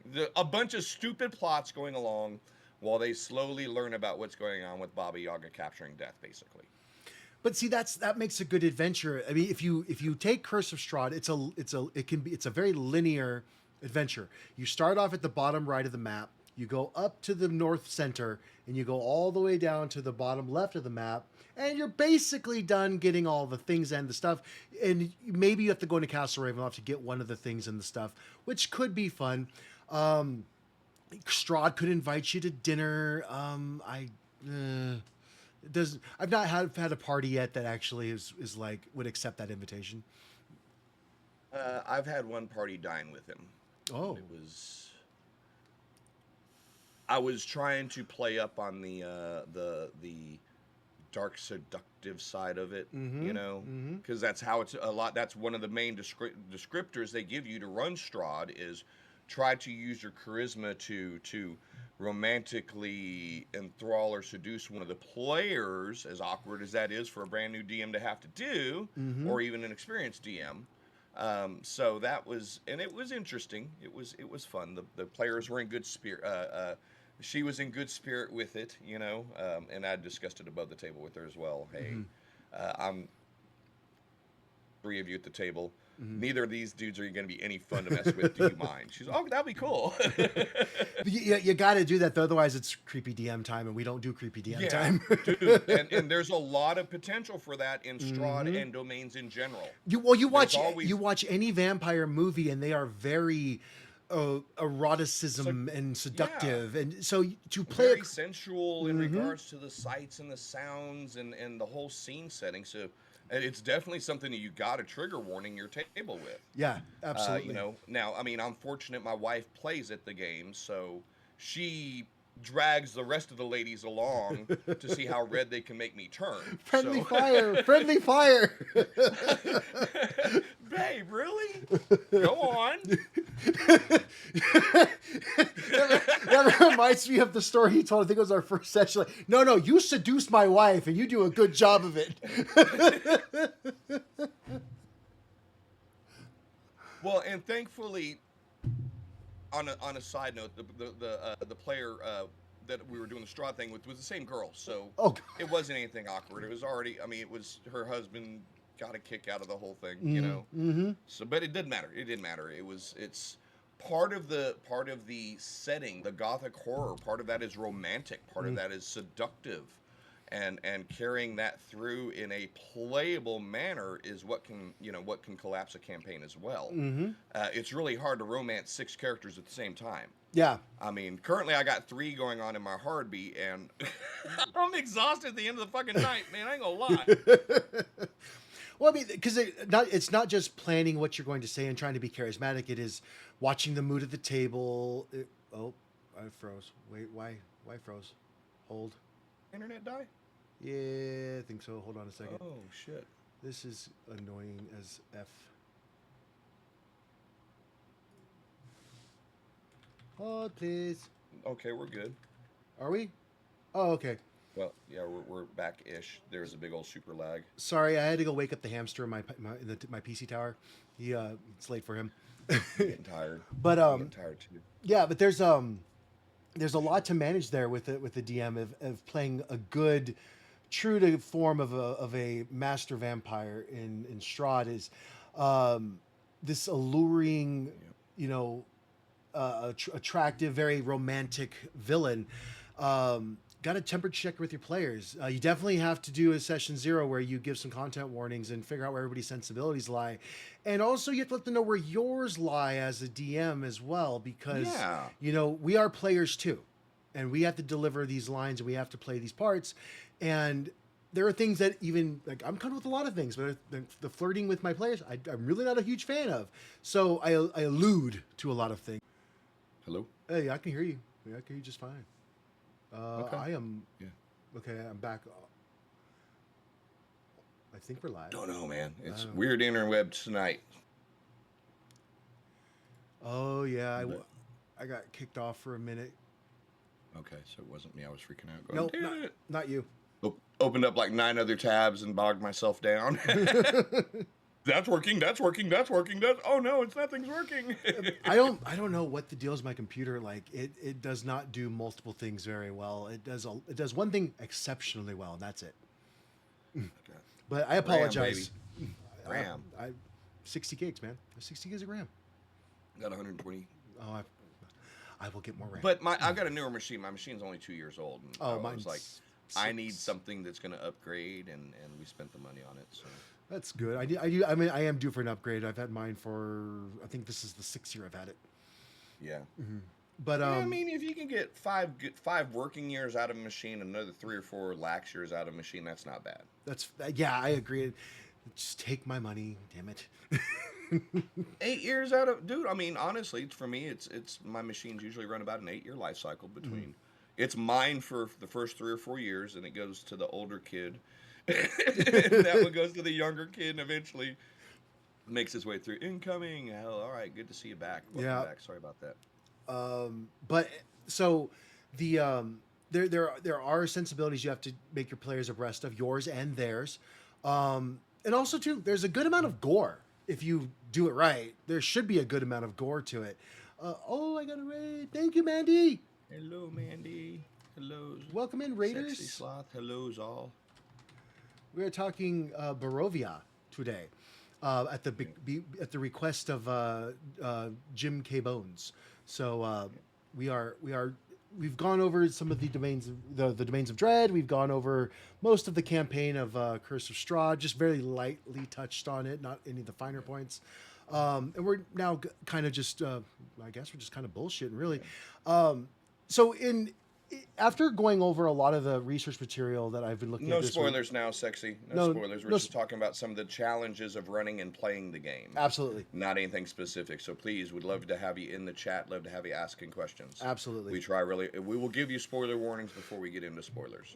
But I mean, just kind of ending, kind of circling back on what you were saying before all the internet hubbub screwed us over. You gotta have fun as a DM as much as a player, and if you're not comfortable being the dark romantic, hey, how are you doing? And you're not able to do that, but if you can do that and have fun, your players can have fun and participate. That's fun. Yep. But if you feel awkward as a DM and you're not able to do that confidently, your players are gonna smell that, and it's gonna break the immersion. The gore that you were about to speak to, the meanness and the domination sometimes that you have to play as some of the bad guys. I feel bad, and it's like people are paying me to act like this to them, but okay.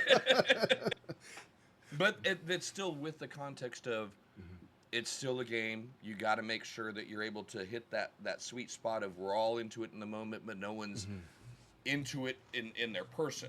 In their mind, as a player, you got to be able to find that sweet spot between engaging the character without upsetting the player. Mandy, why are you trying to trigger me? They're to be beaten down. You do not want to be a pallylock. I'm gonna bring that up tomorrow. Apparently, Mandy wants to be just be an ill rigger. Lawful Evil Pally from issue 106 that we were looking at. Yeah, way back Friday on my in Friday. stream. Yeah. I run Call of Cthulhu and enjoy it. I don't have a problem with turning bad guys, gals in D&D. I don't have a problem with running bad guys, gals. Yeah, that's fair. Welcome back, Jim. We had a little bit of an internet oop and doop, if that's even a word. Welcome back. We're good. Yeah, don't play or shame. Don't party. I'm sorry. Howdy Lux. Well, I mean, dude, my Salt Marsh group tonight, I just leveled them to 6. 2 of them were like, can we multi-class in Bard? Oh, I want to multi-class in Bard. Well, you're a rogue. Why are you multi-classing in Bard? Well, I got okay charisma and I got good dexterity. You're a sorcerer. Why are you... Well, duh. We just both want healing. How about how y'all go in the parking lot and fight, and whoever loses has to make the cleric, and y'all stop being bitches? Yeah, okay? no shit. I was in a conversation with one of my newer one-shot players, and they were asking, like, what are my opinions on multi-classing? And I'm saying, honestly, I don't even care anymore. We differ. I don't even care. I do. I told you, my hill. I'm gonna die on this hill. Yeah. And you don't, and you can totally not care. My players play for free. Damn it, I'm allowed to have opinions.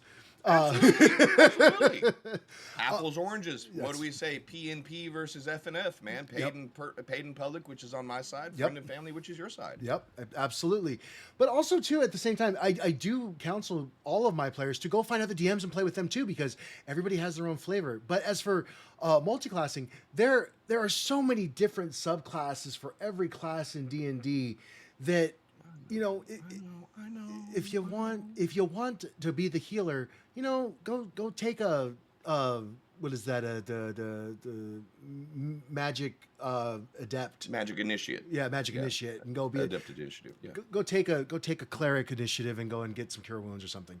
But my thing is that if I'm held to these standards, because I hold myself to these standards of, is the campaign holding up to the timeline? Is it holding up to the setting? Is it holding up to what I look for as a player in D&D, which is being correct?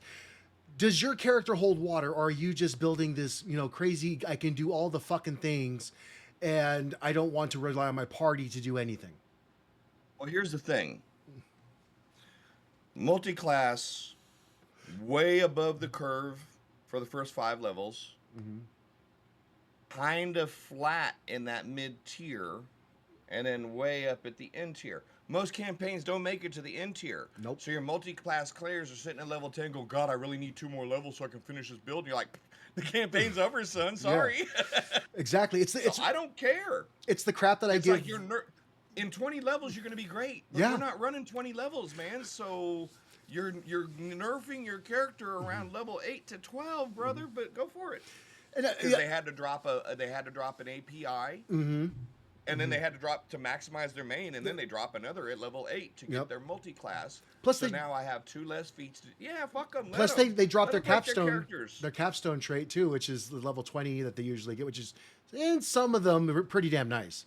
Multi-classing really should have ended with 3.5 D&D, and even then, it was only needed for a prestige class. When I was first looking into D&D, I was really hoping they would bring back prestige classes, but the power scope that they have currently, I mean, what are you going to do at level 20 to a paladin who's basically a demi-celestial? You see, and that's fair. And the thing with prestige classing, we were building our characters backwards. Mm-hmm. You knew from when you wrote down your character, all of as you were building it, I have to take this here, this here, this here, this here, this here, this here. Took a lot of the fun out of the play. I can't wait till I finally get here because I've been doing all of this so I can get here. Mm-hmm. And that's the same with multi-classing in 5e, and I let people find out the hard way. Yeah, it's one of those things that I used to battle heavily. I still, obviously, you can't, it's still got to make sense. You can't be a warlock and a cleric. No, fuck you, sorry. No. You can't be a warlock and a pally. Fuck you, sorry. Mm-hmm. But you can, most of the areas, how are you doing it? Mm-hmm. How's it make sense if you do it? Sure, fine, go for it. Mm-hmm. And they're nerfing their own characters. Mm-hmm. I will say, actually, I do have a very favorite spot for players who want to multi-class that's not optimized, but more for flavor of their character. If you want to build a level 1 rogue that's going to go not paladin, and then go cleric afterwards because he's seen the light, change his ways. Dude. Yeah. That works for me, because that happens. That makes perfect sense. Is that an optimized build? No, because rogues dex based and clerics are whiz based. So you're gonna have a bit of a problem with your stats. But if you are looking for a playable character that's fun and is engaging in the hopefully 60% of the time you're not in combat, that would be an amazing thing for your DM to have to work with. I look forward to those characters. Well, it's like the Ranger Rogue standard now. Right. It's not even an option. You're taking a 2-level dip in a Ranger if you're playing a Rogue minimum. You know, so you can get that extra sneak attack on top of your Colossus Slayer, on top of. You know, so.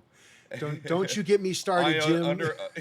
You couldn't be I a druid and a understand. ranger. Required alignments be damned. I miss required alignments, damn it. Well, yeah, Mythic tier obviously is an option. I'm going to, as much as I advocate for 5e as an old dude who grew up in Beckme 1e, the end game, the high level sucks for 5e. Yep, it does. It's not very fun for anyone, other than saying, kind of like been there, done it, like climbing Mount Everest, so to speak. Not necessarily it's as nearly the Herculean feat, but those dudes ain't gonna go do it twice. No. You know, and most of your campaigns are gonna be like, yeah, I played level 21. Dude, combat takes for fucking ever. The DM struggled so much it was either killing us instantly or we were walking through the fights, blah blah blah. The game's not balanced for high end play. Hey, Havoc. He's just helping. And she was gross and Mac. Yeah, absolutely. Good to see you, Havoc. Thanks for dropping in. Hell yeah. So I mean, obviously, you know.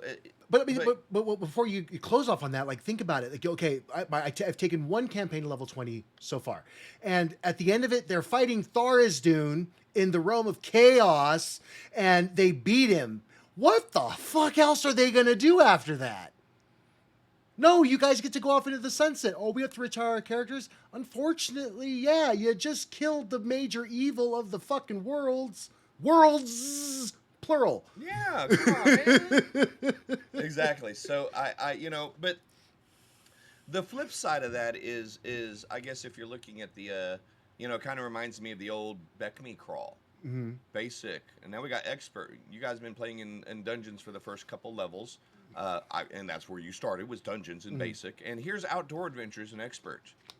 Okay, now you guys are level 9-ish, and you've got resources and retainers and all that. Let's take you to companion and start establishing strongholds and kingdoms and politics and all that, because that's what you should be doing at this level of a character.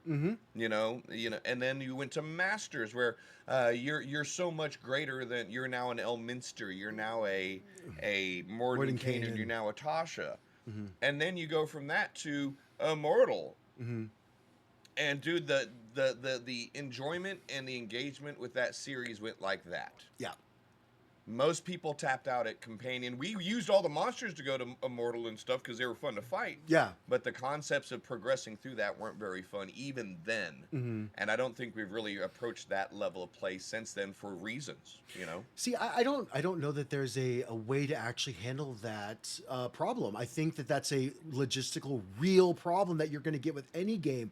High tier combat, unless you're starting off at such a low tier, like, because let's face it, level 1 adventurers are not commoners. They are not.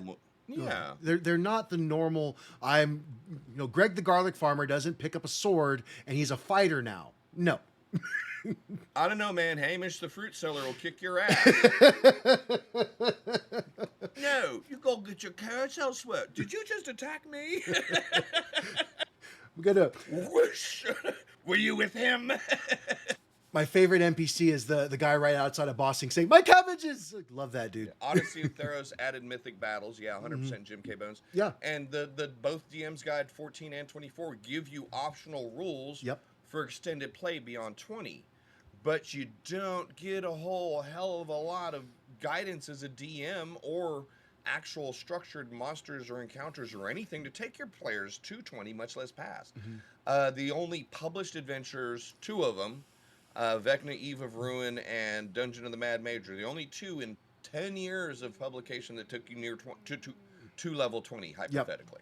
Yep. Even the creators of the game avoid the end game. They do. I mean, now here's the flip side. TSR are end game and back when 1E2E was strong. And you had like a lot of shit at high, kind of a little bit, and then a lot of shit at the end. you know. But even if you're looking at second edition, like I was looking at second edition for tier 4 play in Ravenloft, there's only 2 modules in Ravenloft that go up to tier 4 that I was able to find. So it's not like it was tier 4 adventures are they're a logistical nightmare. They take forever. Most of the shit your party can do at the time is like they just go away, and it as a DM it's hard to present a actual challenge for a party like you could in tier 2, tier 3. Yeah, I mean, but that's kind of been part of the. That's part and parcel for the game, and I'd say it through nostalgic rose-colored glasses, old man glasses, that it worked better in older editions. But there wasn't a whole hell of a lot else that my players could do in older editions. Fair. First edition, I cast a spell, I attack, I shoot. Say versus poison or die. I die. Okay. Yep. I was laughing my ass off. You're going over monsters this last week in your stream, and a lot of it is you save or poison. If they fail, they die. They fucking die? They just die? Holy shit. Everything is power word kill. What the hell? Yeah, it puts the dungeon in D&D. I actually, and most of my peers will probably try to come over here and kick me nuts, but I prefer the layout of Dungeon of the Mad Mage versus the original second edition, first edition Undermountain. I hated how it kept going out and out and out. Oh, okay, yeah, let's add another. Oh, okay, we'll add one more. Dude, there's a coast over here. There's a cliff over there. What part of this dungeon don't poke out and the rest of the fucking world is sitting around here, man? That's what, I love that they went down. And that's when they they go, extra planar space. No, it reminds me of like the old original Castle Greyhawk, the ruins of Castle Greyhawk. Wedding cake design, love it. Love the classic. So that's one of those, whether you admit I'm agreeing with you, St. Andrew, DOMM does a great job of reorienting Undermountain, in my opinion. It makes it make sense. Makes it more playable than it used to be. I absolutely agree with that. I think that and it does fit into as well, like the yawning portal aspect of going down into the Mad Mage. And to be fair, it reminds me of the layout now reminds you a lot of the original Diablo, where you would go into the cathedral, and it's just a cathedral, but there's many layers of the cathedral. And what better aspect to sit there and we need to go rest, go get the bucket, we're gonna go back up. Yeah. And there was and those dungeons, the old school dungeons like that, well, I'm saying old school, but the DOMM pulls a lot out of that vertical design. Is you're actually clearing it, so you don't have to worry about shit coming in from above you if you did the work. Yep. Down a little bit, okay. Remember up on level 3, there was that long hallway that had the stairways that led up to that top room. Let's go ahead and rest up there. We'll see anything come for 100 feet. So it felt like you're making progress through a dungeon as well on those kind of scales versus a lateral dungeon where, okay, we cleared this corner. Okay, well, everything just wandered in from those corners to that corner. Let's start from scratch. Hey, Dirt. Hello, Dirt Face. But that 100-foot hallway, that's a great example. You have your wizard cast alarm at the very end of that, and you guys just take a rest, and you can knock a bow, and by the time it takes most things 100 feet to get to you. But you take a look at your old mega dungeons, Dragon Mountain, Return to the Hawk, New Undermountain even. They're all built in areas where you can obviously see this is an easily clearable and defendable area. You can set up here for a long rest. And those are the things that are necessary and designed to progress through. Nothing, we're just randomly bullshitting. We started out with the Domains of Dread, kind of talking some Strahd earlier in our stream, and now we're just middle of the night stream of consciousness, Dirtface. What do you want to chat about, man? Throw it in there. Whatever pops into your mind, sir. We did some vampires earlier, and now we're just, like you said, just kind of shooting the shit. One thing Jim K said earlier, a lot of third-party content needed. Need is a strong word, but a lot of third-party content available. That's probably the better way to say it. Of varying qualities and varying balance, which will still require you to do significant homebrew to make work to an extent, depending on what you're wanting to do. But they're good tools. They're good tools to have in your toolbox. they may give you that extra little structure, that extra first little step to get into epic level gameplay. Yep. No doubt about it, you know. And you know what? Ain't no one stopping you from adding +10 to every one of your monster's armor classes and adding a 0 to that hit point and keeping on playing, guys, you know? Yep, exactly. Lost Boys, abso-fucking-lutely. That's a fucking amazing movie. Absolutely. One of my favorite vampire movies of all time, man. Even the double Corys were not irritating in that movie. Jason Patrick, Kiefer Sutherland. I think Kiefer Sutherland did cast. yeoman's work in that movie. He did make a good portion of that movie really good. He was absolutely terrifying and vicious in that movie, man. Jamie Gertz, dude. And let's not forget the oiled saxophone at the beginning. 'Cause this is what this movie needed, is a muscular oiled saxophone player. Yep. It was the 80s. I mean, Dude, I'm like... why waltz when you can rock and roll? Hell yeah. Dracula, the dirty old man, Kung Pao Dracula. I mean, isn't that basically in the shadows? Into the shadows? What we do in the shadows? What we do in the shadows? Yeah. I do like the spin you put on it though, Jim, because like one of the hard things about running Curse of Strahd, if you do it well, is that the party loses their motivation after time. It's constantly waiting on them, the morose environment. You got to give them areas to bring some levity. One of the first things that the Mandalorians did. Thank you for that call out. I was just Tim wondering. Capello. I was like, Wow, the moment he you knew? say you cannot mention that movie without someone going, that's that dude with that. Yeah. Anyway, sorry. No worries. No, you're, and that's why how I'm running it is actually easier to run. Scary. I believe it. Because they're silly, they're having fun. When they are walking down the street and you hear thuds and thumps and crunches, you see the boards along the windows vibrating. You can hear things starting to beat the walls down, and I start dun dun dun dun dun. Dun, dun, dun, dun, dun. You know, and everyone's like, the door bursts open and a zombie shambles out in an orange jumpsuit, followed by 15 more. They're like, oh my god, this is a thriller video, and they go fucking nuts and they have a great time. But when something bad happens, it's bad. Yeah. So it's easier to keep the hat. Oh yeah, there you go. Thank you. Tina Turner and But Jack it was Gunship, easier yep. to keep. It's easier to keep make the tension happen when everything's kind of off kilter but fun. This is completely silly, but it's a little fucked up. Yeah. And it goes from being silly and a little fucked up to, oh, that's a whole hell of a lot of fucked up really quick. Definitely. So Definitely. and then when you do that to them, they're really cautious about coming back in. Okay, ha ha ha ha ha ha, ah ha ha ah. All horror needs is an occasional comedic break, otherwise it just becomes drudgery. Even the Lovecraftian horror needs a moment of humor. Absolutely. I think that, like, so one of my favorite vampire movies is Bram Stoker's Dracula, the Gary Oldman one. And it gets such a bad rap because there are... Anthony Hopkins was funny as hell in that movie, dude. But he was the only thing that was funny, and it was just in the part where you meet him, that 10, 15 minutes where he first gets introduced, and then a little quip here and there, and that's it. So ultimately, it's a very heavy movie, and there's no levity in it at all. It's a depressing love story between the loves of ages lost, which is... Yeah, I know, Mandy hates that movie. I'm a fan. But it gets a lot of bad rap because there's no flow. It's just down into the depths we go. So I agree, absolutely. If you want to make a good horror movie, you got to throw some comedy in there. Let's see. Legend has it Sutherland's character in Stand By Me aces David. Gary Oldman is... I think it's one of my favorite Gary Oldman movies myself. I do listen to him talk. Drexel, he was a badass with them dreads. I'm not going to lie, but I still prefer him in The Professional. Didn't see it. Is that the one? No, Natalie Portman's first fucking movie. Okay, I know the movie. I just not seen it. He was woo in that movie, dude.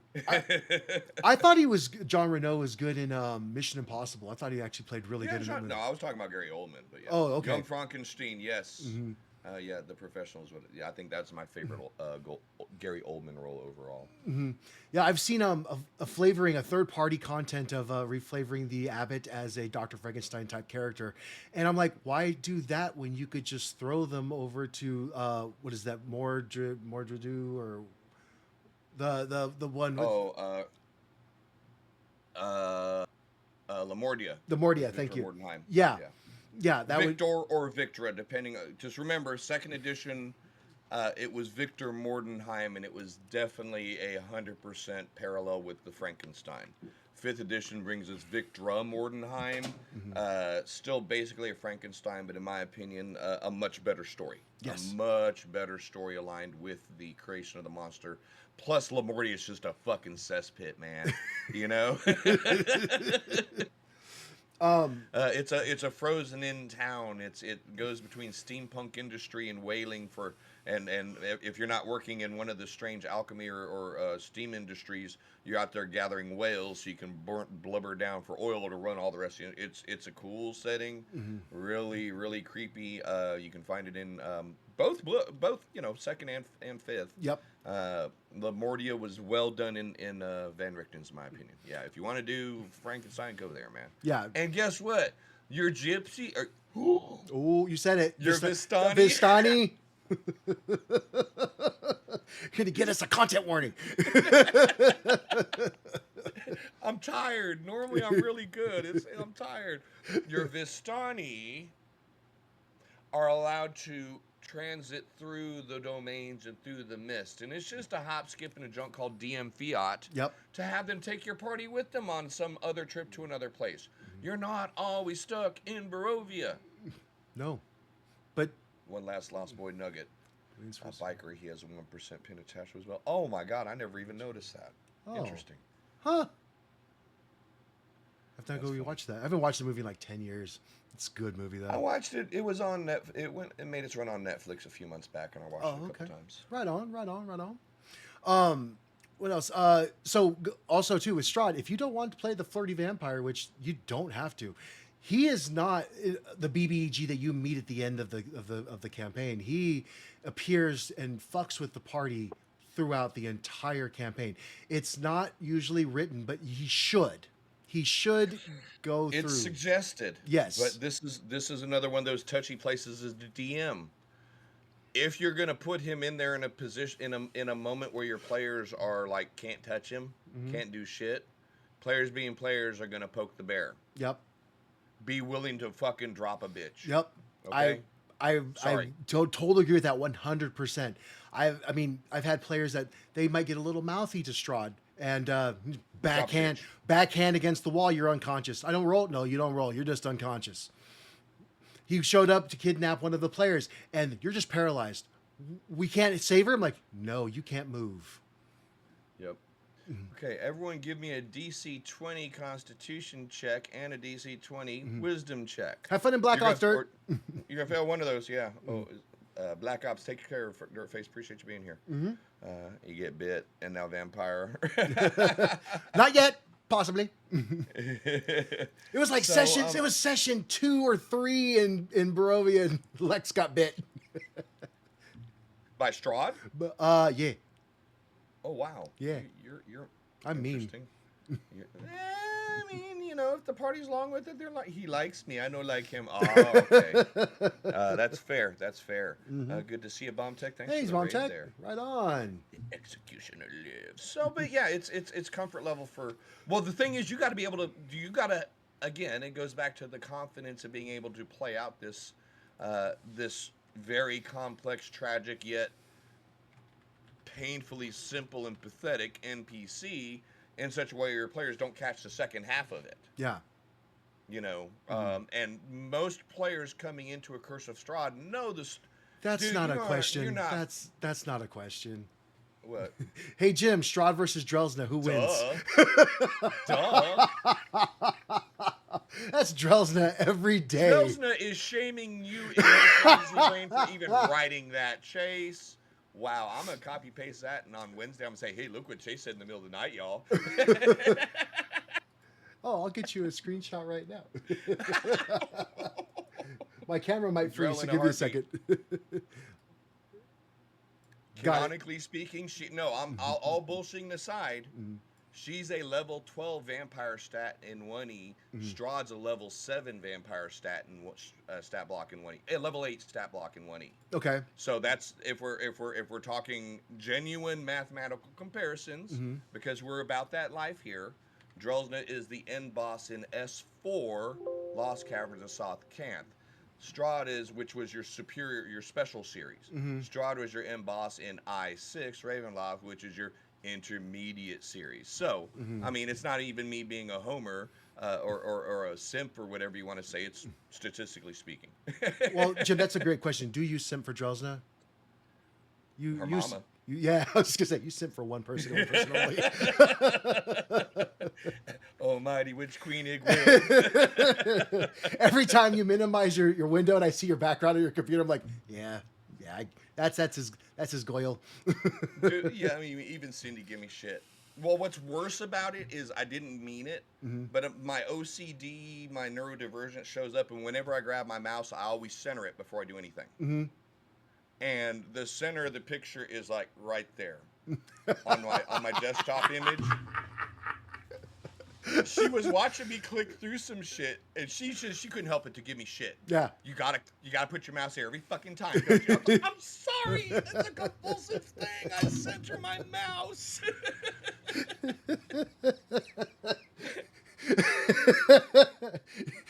Poor Purple. Loves torturing me though. It's okay. It's all good. It's all in love. Boobies. Thank you for the boobies. But anyway, the confidence to be able to play and we're talking Strahd specifically, but we're not talking Strahd. The same things apply to everyone else. Vecna. The Vecna is the big popular. Now that Stranger Things 5's out again, I guarantee I'm going to get bombarded with messages. You run a Vecna campaign at the shop? No, I'm not. But Vecna is one of those other beings of absolute immense power that interacts with your players at multiple points that you've got to be able to portray in such a way that they're powerful yet engaging and not set yourself up for stupid antics along the way or down the line. So you got to be really prepared to play these big powers that interact with your players at various levels. Absolutely. That goes well beyond reading the book. I mean, you do have to RTFM, but you also have to do some thinking as to what is their prime goal here, because it's not going to lay out. They don't put it on page one of the reason Vecna is doing what he's doing or the reason Strahd is doing what he's doing is because of blah. You got to kind of infer that and probably complicate it a bit more to actually round out the character, because he should be complex. It's not just like, I'm looking for my lost love Tatiana. No, there's more to it than that. You know, the thought that he's just sitting there waiting for another adventuring party to come through is like probably fucking Christmas for him. Like, oh, somebody else to fuck with that's not a Barovian? Let's go. Yeah. I'm the guy that says the reason that Ayaz's lands are in shadow is just because Igwilv is going to let Drelsna have his lands. If you follow the old TSR Dragon magazine and other lore, then Igwilv has only one thing that she's ever loved in her life, and that's Drelsna.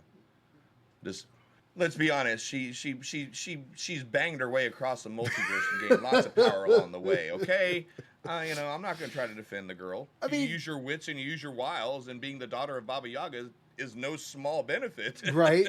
I mean, that's absolutely fair though, and I like that inference there, because I don't see any other reason. That just seems to fit. Vampires in the Mist, good insight into Strahd's manipulations. Havoc. Is that extent maybe? Yeah. I think is that one of the books from the Ravenloft series? I'm not. That's what I was about to ask him to kind of expand on that a little bit more in chat. If you don't mind, Havoc, I'm not sure if you're. Please do, because I was like, say, Gorillas in the Mist, give me the same thing. I'm sorry, I'm not a Strahd fan. It's a novel. It's a novel. Okay, cool. I have not read the Ravenloft novels. I will say that because I don't have time to read other stuff. I'm reading D&D stuff. Yeah, that's why I thought it was one of the Ravenloft novellas. There's 25 or 30 of them. Yeah, there's for Ravenloft. There's a lot of them. If you enjoy Domains of Dread and you like reading novelizations, man, kick up your Kindle or whatever and look up some D&D Ravenloft novels. You're gonna get a bunch. Yeah. Some of them are actually pretty good. I think several of the original second edition module series were based on some of the books that were written for Domains of Dread, or was it vice versa? I can't remember. But there's a lot of tie-ins between second edition content and the novels that were published at that time. If I'm not mistaken, I think one of the other vampire, the adversaries of Strahd, the Jundar Sunstar, I think is his name. I think he comes from one of the books, if I'm not mistaken. Yeah, they're just saying that in your chat. Okay. Oh, They beat you. Y'all beat him. Damn.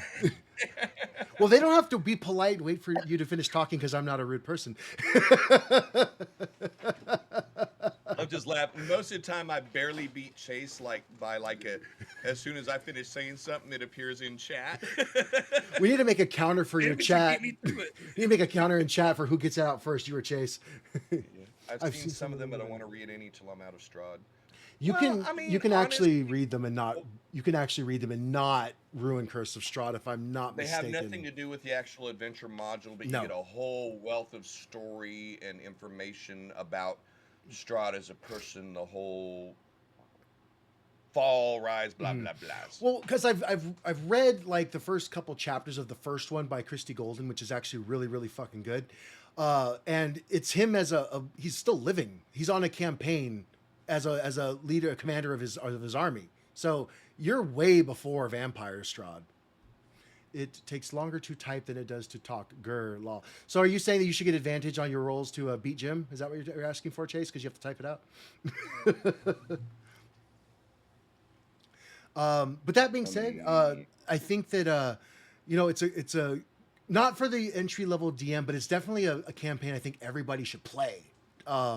It's a good toe dip into some of the more scarier aspects of D&D. It's not everything's dragons and goblins, and there's a wealth of different experiences you can give your players from going to any of these other domains of dread. I would actually say you should probably run something in every single one of them.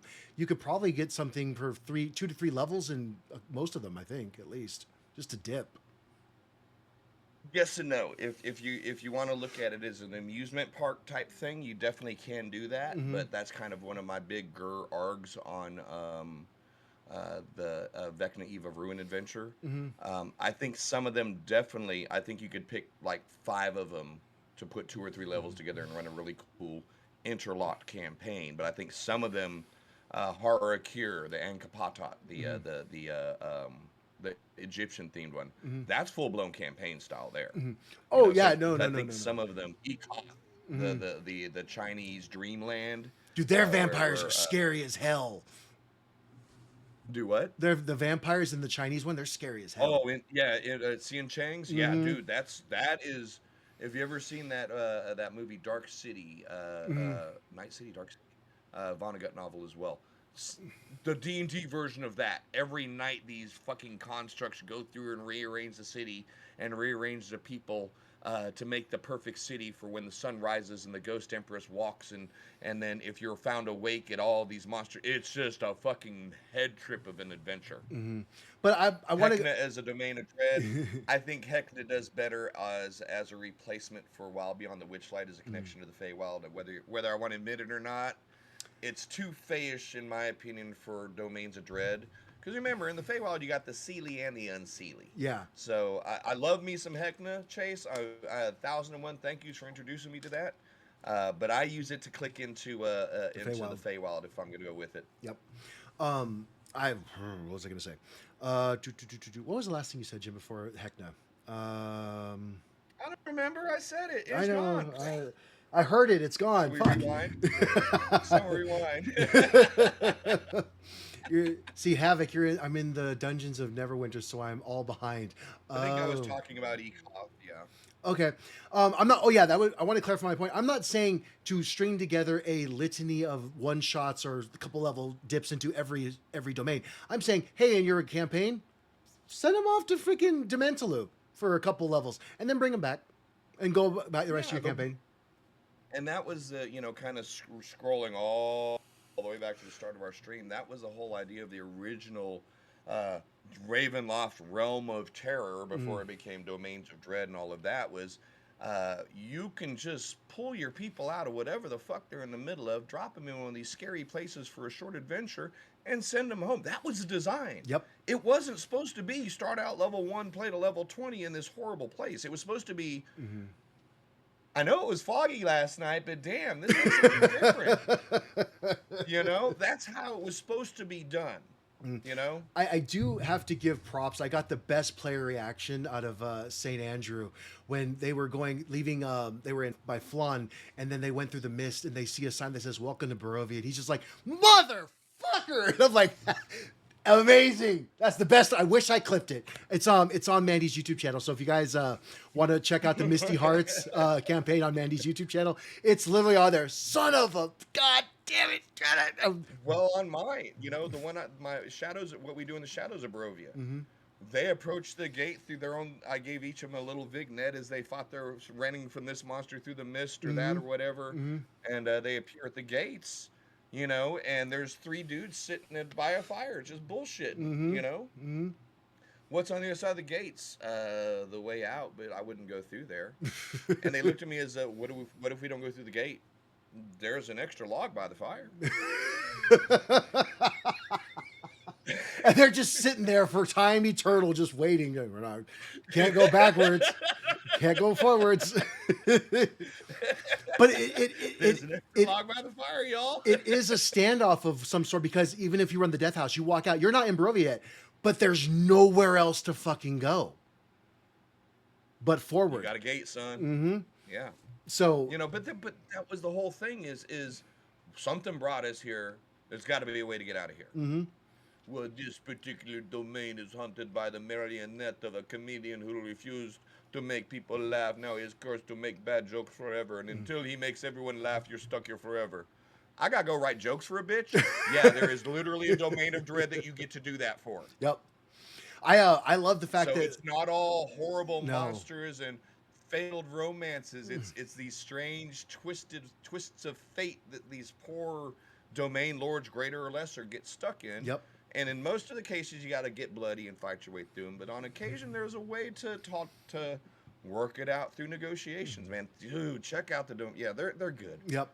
Just don't feel driven to run a campaign. No. Or 20 levels of shit in them. Don't feel driven to do. You'll have more fun with them popping in and popping out than you will. Okay, level 1. The mist suck you in. Level 20, yay, we're out. You're not going to enjoy it as a DM. I promise you that. So that I think we've kind of covered Domains of Dread a bit. We got through some Barovia. By all means, guys, if you have any questions or comments, send it to me or Jim, and we'd be more than happy to talk more about it off stream. But at least I would. I won't want to commit Jim to anything. But at the same time, pick up the book. If you're not running a campaign in Curse of Strahd, then don't pick up the book. But if you're not, and you want to DM it, grab the book. It's a good adventure. It's a decent read. It's not an overly thick adventure. I think that there's even mechanics where you can run it in like a couple month session or a one shot, even if you want to just have a good time with Strahd and not go into all the real gothic horror of some of the towns and the NPCs. It's just some a highlight of events. Yes, Mandy, there is a book. It's called The Curse of Strahd. It's written by Christopher Perkins. I would suggest you grab I6 first and read that one. Because we actually have Expedition to Castle Ravenloft in 3rd edition, which fed into some of the 5th edition stuff as well. Well, then they did the Griffin Hill one. The yes, I11 or I12. I think it was I11. Chase. Yeah, Chase, you're here. Why are we talking about it? He's my Insta wiki over on my lunch stream. This shit has rules. Yes, it does have rules. I-10, my apologies. Oh, okay. I-10, Ravenloft 2, House of Griffin Hill. And that is a part deux for Curse of Strahd, theoretically. One shot, part deux. Duh. That's exactly where I got it from. I know, I love that movie. To be frankly honest, I have not read Griffin Hill, and I've never run it or played in it, so I don't know anything about it. Looked at it thinking it was going to be some really cool shit. It's actually kind of a tangential adventure. Okay. Okay. Not very fun. Not very good. So I think the one that gives us the apparatus, which features again in second edition. Oh, the spanner apparatus. Yep. Yep. Oh no, it gave me an ad. I missed it. What did you miss? Something. Ads. Let me do a thing. Lex. It was probably a spoiler, so you're okay. You didn't miss anything. Okay, cool. That's probably fair. Totally, you're good. You didn't miss nothing. So yeah, I would suggest going out, grabbing the book, and DMing it if you have some experience. There's a lot of really good like DM hints and sources out there to kind of get you if you absolutely want to run it. Then yes, I know I didn't have to do that, but I did it. So deal with it. You have to. There's a lot of help out there, a lot of good videos out there to kind of smooth the process of running a more complicated adventure. If you've already run 2 or 3, pick up Curse of Strahd, run it. You won't be sick of it. And kind of and along that line, we spoke early in the game about early in the stream about how DMs, we kind of have some confidence, we have a little bit of an ego. You kind of have to, and you have to have some thick skin as well as a DM. Mm-hmm. Be willing to kind of as you're playing your way through these modules, if you find yourself in these adventures, if you find yourself putting yourself into a nasty corner, we're all playing a game. Hey guys, can I rewind a little bit because A, B, C, D, or E is about to happen, and it's going to take us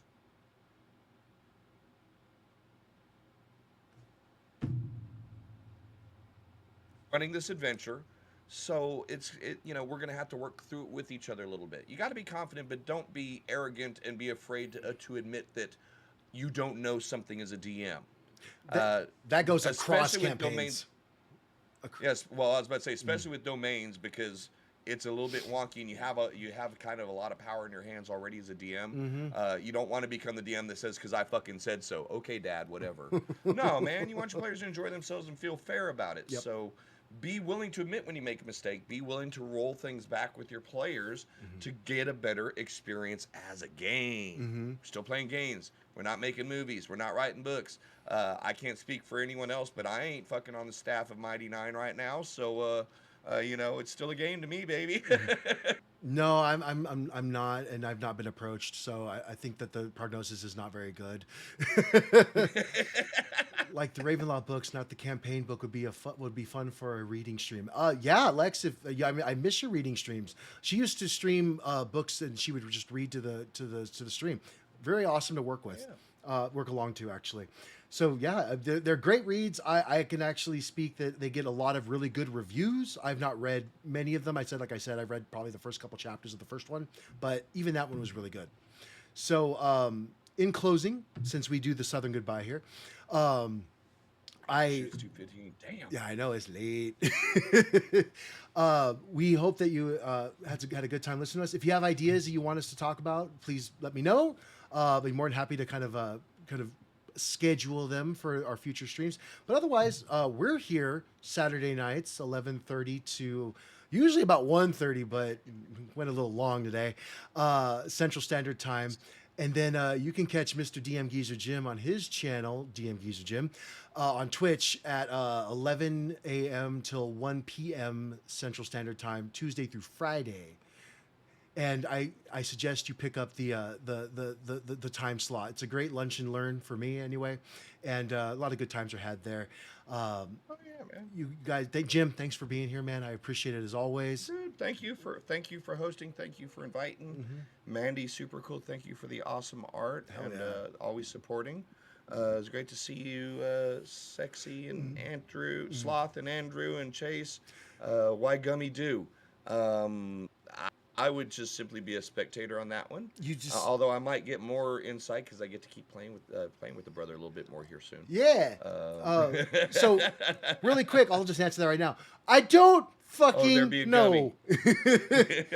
Gummy, why Gummy Do? Gummy tell. Gummy makes character. Automatic question is, hey Gummy, when's this multi-class you built pop off? It was good to see you again. Yes. Looking forward to playing with you again in the future here. And you know what? Ain't no one gotta know. Sometimes Gummy do just because Gummy be Gummy, and There ain't nothing wrong with that, man. You know, you ain't got to explain yourself. If it end up working at the end, that's all that matters. That's all you got to remember. If it ends up working at the end, it worked. Level 15. That's when it pops off. Level 15. But thank you so much for being here, listening to us old folks ramble on about these editions that have probably happened before most of you were born. But it's a good time. I hope you had a good time. Thank you so much for the bits, Mandy. Thank you guys for being here, and I hope you have a good rest of your Saturday and a lovely Sunday. And we will catch you tomorrow on Mandy's channel, 5 p.m. Central, for the Mandalorians. It is their last session before we go on the break, so please be there and cheer them on as they go into boss fight. Boss fight. Also, I'll be playing with you guys over on Mandy's channel on Tuesday night. Yes. I won't be streaming on mine Tuesday morning. Out of town for our anniversary. We'll be back in time Tuesday night, and then my stream will be back on its normal Wednesday, Thursday, Friday stuff from there. So yeah, hell yeah, man. So a lot of good stream coming up. I'm really grateful to be part of being included in y'all's community. Thanks so much. It's been a great time. It's been warm welcome. Met a lot of awesome people, since I've been able to start hanging out with you and Mandy. So thanks, y'all. So we're glad to have you, man. And honestly, it's not a community; it's a fellowship. Kaiju fight kaiju. Later, everyone. Bomb tech. Sorry, it was quiet. No, it's okay. You're good, man. Like I say on my stream, whether you're lurking or whether you're chatting, your time is very valuable, and we're glad that you chose to spend it with us in the wee hours of the morning. And that holds true here too as well. Thank you so much, guys. Hope you have a good rest of your evening. Bye. Y'all be safe.